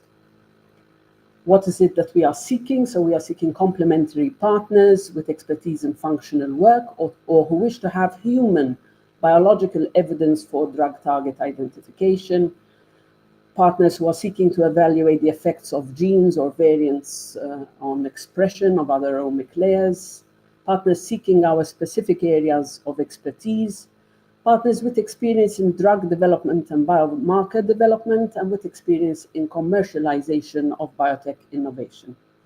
Next slide. So do contact us. Let's discuss opportunities. This is my email and our LinkedIn page. Take a photo and get in touch. Thank you. Thank you for your presentation. And now I would like to welcome Tukce from Netherlands.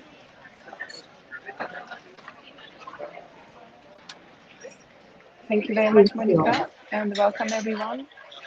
I would like to give you a brief information about XR for autism. So this is our project proposal, extended reality and smart environments to enhance life for people with autism.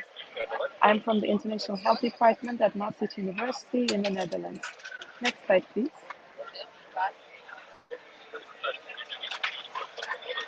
So this is concerned with the goal improving the quality of life of persons with intellectual disabilities and their families. And we have two main goals in this proposal. First is to develop innovative technologies that enhance the quality of life of people with intellectual disabilities, particularly those on the autism spectrum and their relatives or families.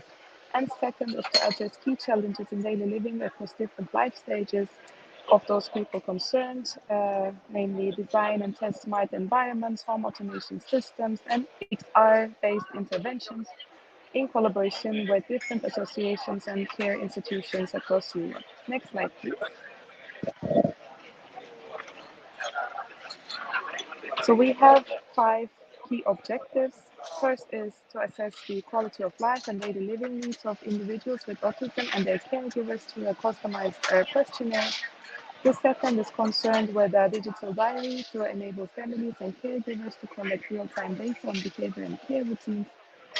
Third is to create predictive tools and personalized interventions using biometrics and diary data to detect behavioral changes and propose XR-based support strategies. Fourth is to apply human-centered, inclusive design principles and accessibility standards in the development of smart environments and home automation technologies. And the last one is concerned with the new approaches to personalized care and provide training for caregivers and positive behavioral support. Next slide, please.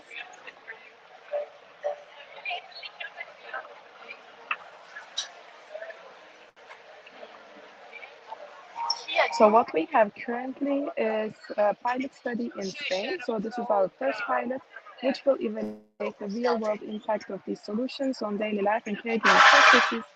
And what we look for is the following: additional countries for two additional pilots. So this is one designated work package concerned with the implementation and testing of smart environments. And we also need additional expertise in the following areas, as you can see in the slide. So this would be another work package, namely needs assessment and quality of life analysis. Another work package would be concerned with development of a digital diary tool for clearing ecosystem. Another one, data-driven behavioral prediction, XR-based interventions, and prototype development. And the last one would be about training, caregiver support, and health service personalization. Next slide, please.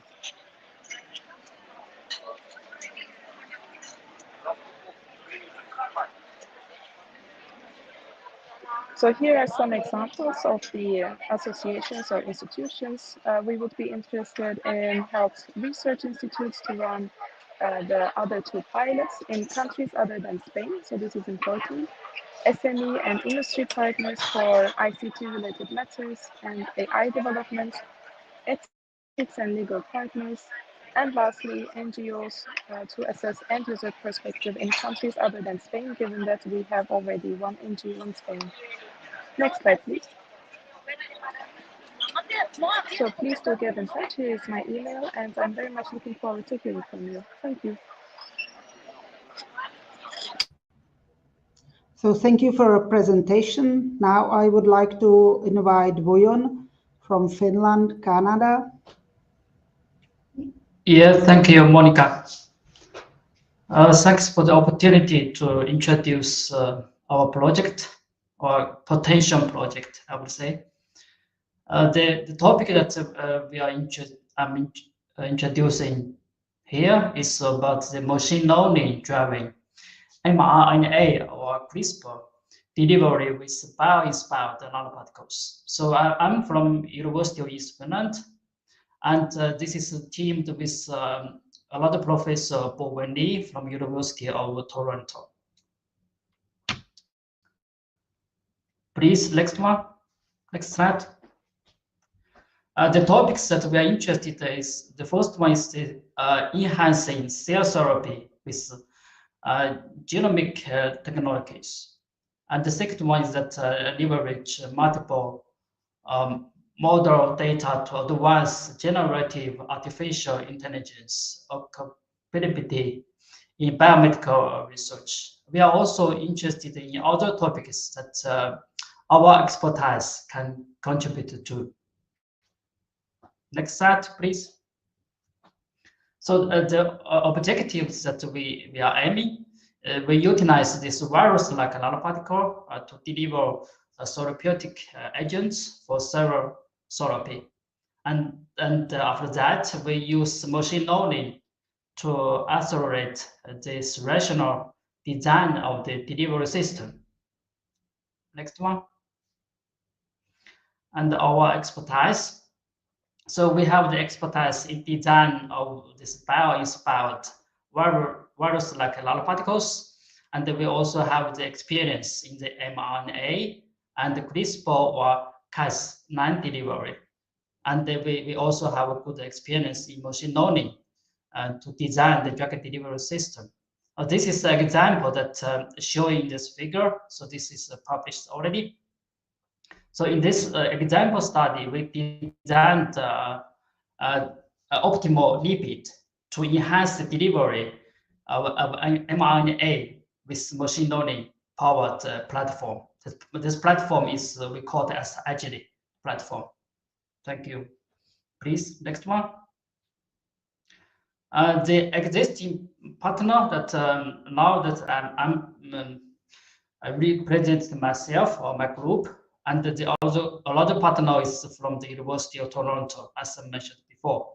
So we are looking for experts in other areas, for example, genomic technologies or cell therapy and personalized therapy or clinicians. So we are partners looking for to join some consortiums. Thank you.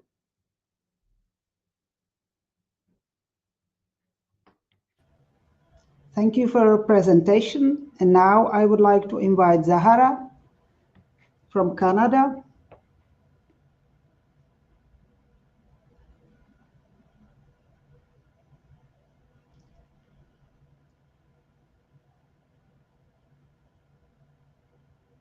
Okay. We haven't Zahra. So if is prepared Magdalena or Jacek from Poland, we will move to Poland.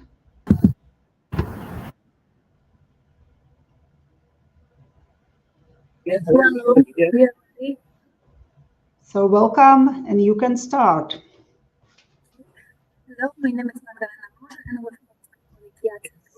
Sorry, we can hear you. You can speak maybe more loudly. So maybe.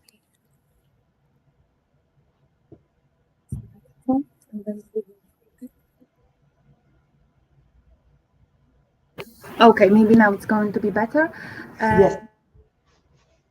It's Jacek Krzywy with me. We work together in the Łukasiewicz Research Network, Poznan Institute of Technology, and we would like to invite you and present you our idea for project about human-robot interaction, the potential of using social robots in hospitals and elderly care. And next slide, please. I think we all realize that in many countries we are faced with the problem of aging society. So we are interested in the area of using robots to provide care services. We intended to determine which processes in the healthcare system will actually benefit from robotization and in which, despite the implementation of modern technologies, we may not achieve the expected results. Next slide, please. In our mind, in our imagination, the project idea should identify areas where investment in robots have really value for medical personnel, but also for patients, and those where robotics has proven to be a bad choice. We would like to analyze which areas of medical or care services can be robotized and which should not, for example, because of ethical reasons or maybe cost efficiency. We would also make a diagnose the level of readiness of healthcare workers and patients for the use of robotic technologies in individual areas and tasks of healthcare. And last but not least, we would like to make an analysis of available robotic technologies in terms of their usefulness in healthcare and readiness of people for its implementation. Next slide, please. So the research activities will focus on exploring areas in which robots can support the care of patients or seniors and checking what type of robots, as you can see examples on the pictures, can be used and in which areas of healthcare. Checking which types of services provided in healthcare can be performed using robots with an examination of the level of acceptability of individual services. We have in our minds like level of trust, for example, both on the part of patients and hospital staff. And we want to focus on testing selected types of robots available already on the market in order to prepare to make recommendations on what type of machines can be used for what type of medical services. And now a few words about our experience, which we already have.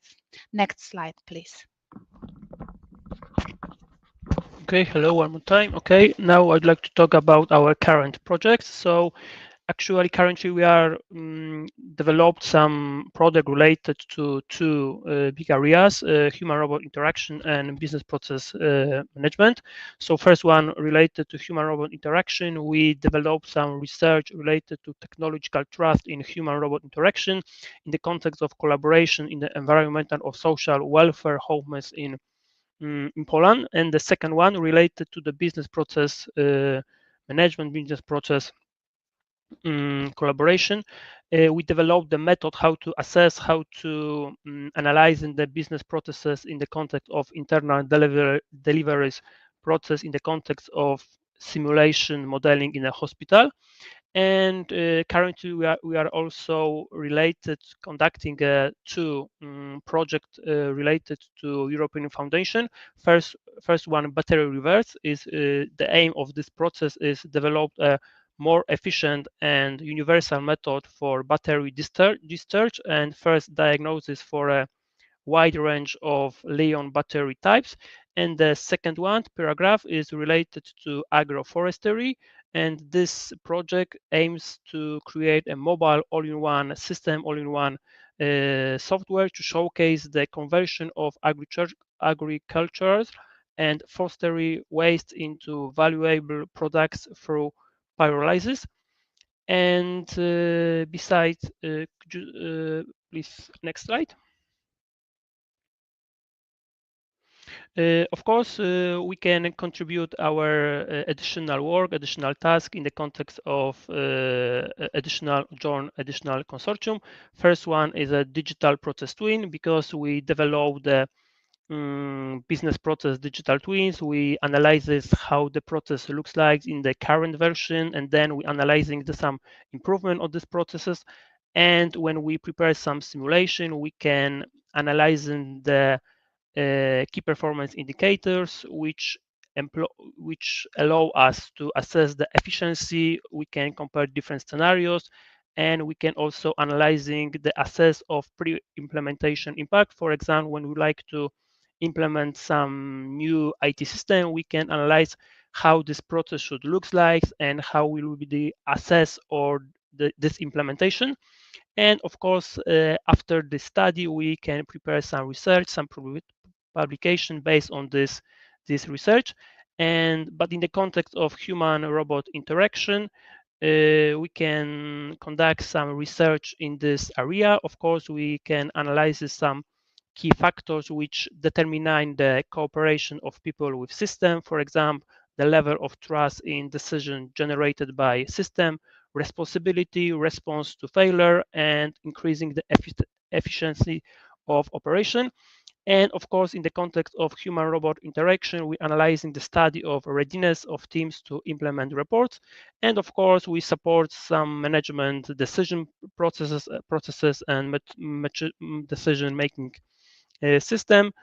And yeah, I think that's all. We can go to the next slide. And of course, that's all for us. And thank you very much for opportunity to present our contribution about our requirements. So now I would like to invite to cooperate with us. So yeah, thank you very much. Thank you for your presentation. And now I would like to welcome next speaker, Daniel from France. Hi, Daniel Diogo. I am. Thank you for your invitation.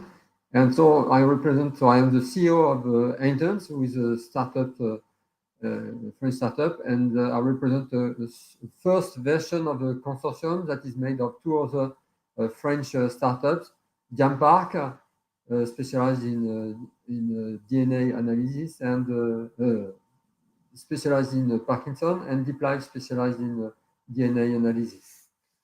So next slide, please. So we are interested in topics concerning patient management in neuroscience and mental health, and we are interested by the use of real-life data and AI, so with a focus on Parkinson's disease. Next slide, please. Yeah. So our goal for this project, and so we have been, the three companies are already working on this project, but our goal is really we aim to improve the management of Parkinson's disease by integrated biomarkers and real-life clinical data.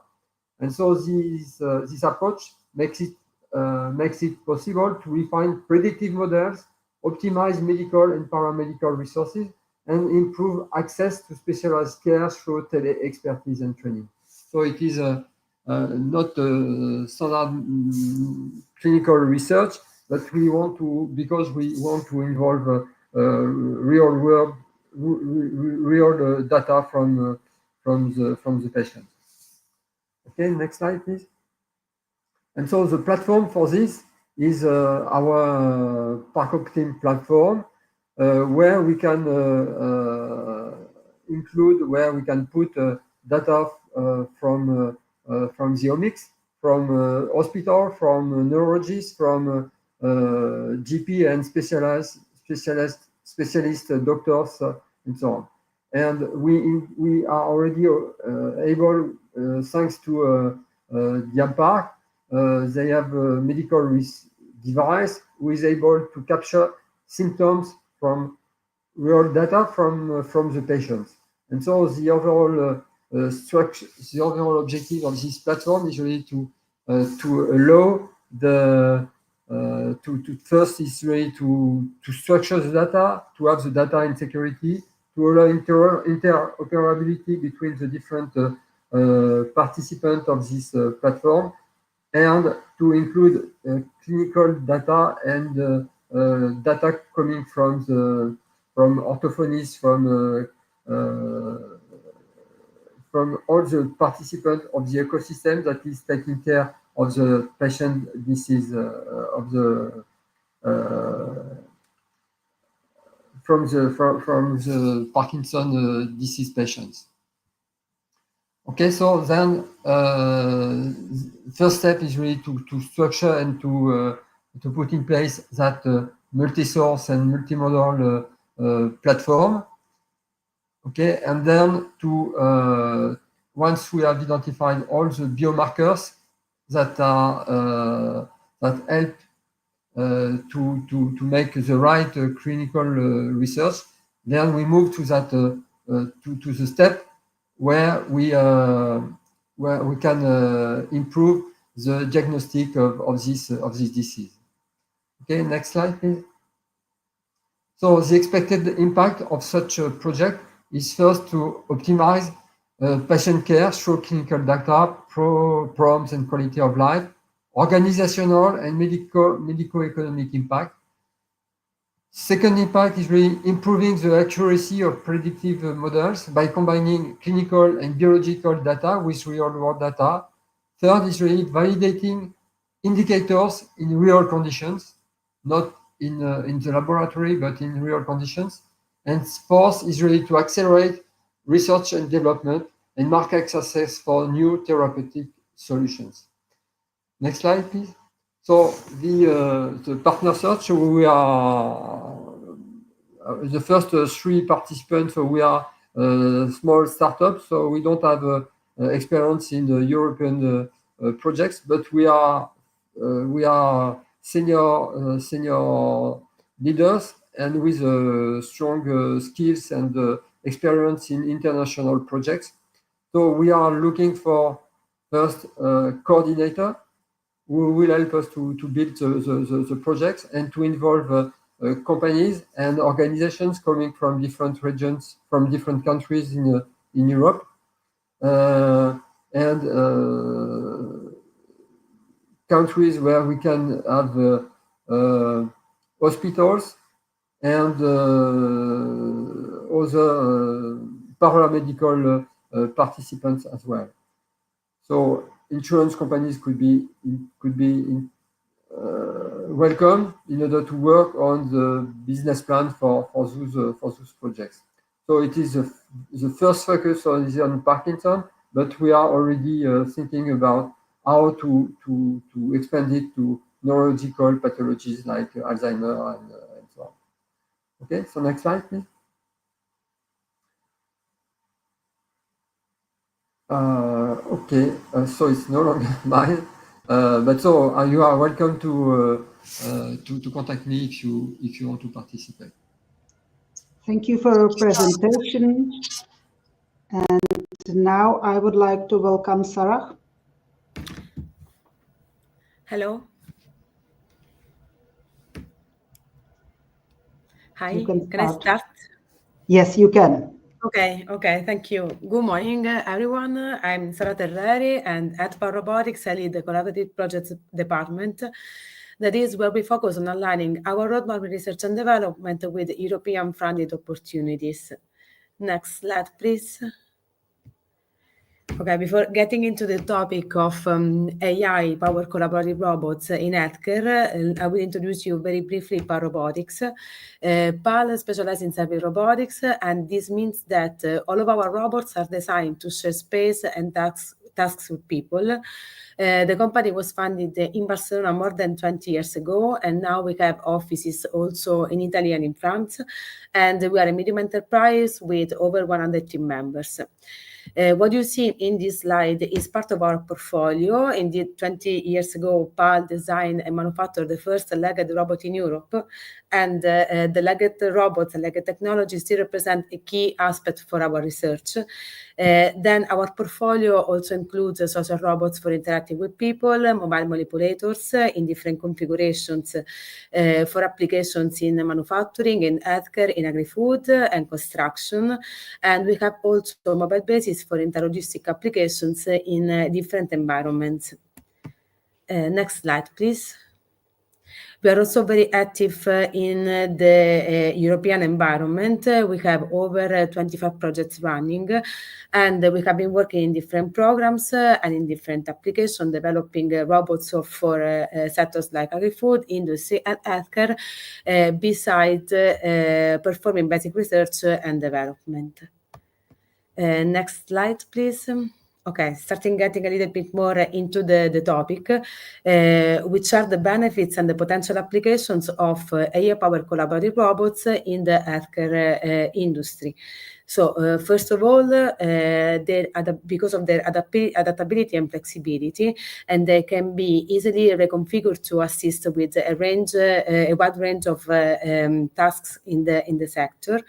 Then they can help facing labor shortage, as cobots can help taking over repetitive, time-consuming or physically demanding activities, allowing the professionals to focus on direct patients' care. They can also have a direct impact in personalized care, especially when they are used in combination with data processing, and they can also help saving resources.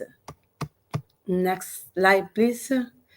Okay, in this slide, we have presented examples of European projects where we have participated in. Along with, we have developed solutions for the sector. So, for example, in projects like Spring and Sandro, we have developed solutions to support hospital staff with tasks such as patrolling corridors to detect faults, guiding visitors at the entrance, and engaging patients in the waiting areas. In projects like Shape, we have integrated the robots in the robots' capabilities to support staff in care homes, installing, for example, cognitive games, establishing a video call, send alerts to the caregivers, etc. In projects like ALMI, we have developed capabilities to use the robot at elders' home directly and support them in their daily activities like cooking a meal or reminding for different events, etc.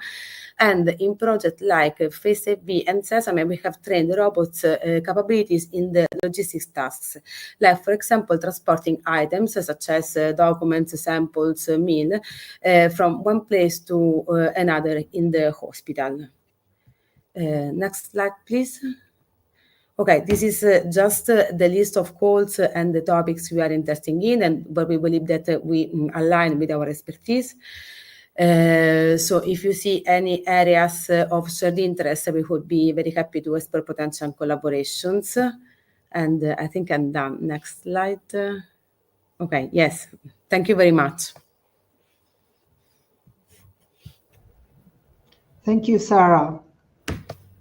And so now we are at the end of the event, and I would like to thank all speakers and welcome you at 1 p.m. start the bilateral meetings, and I would like to wish you all a good luck for bilateral meetings. Thank you and goodbye.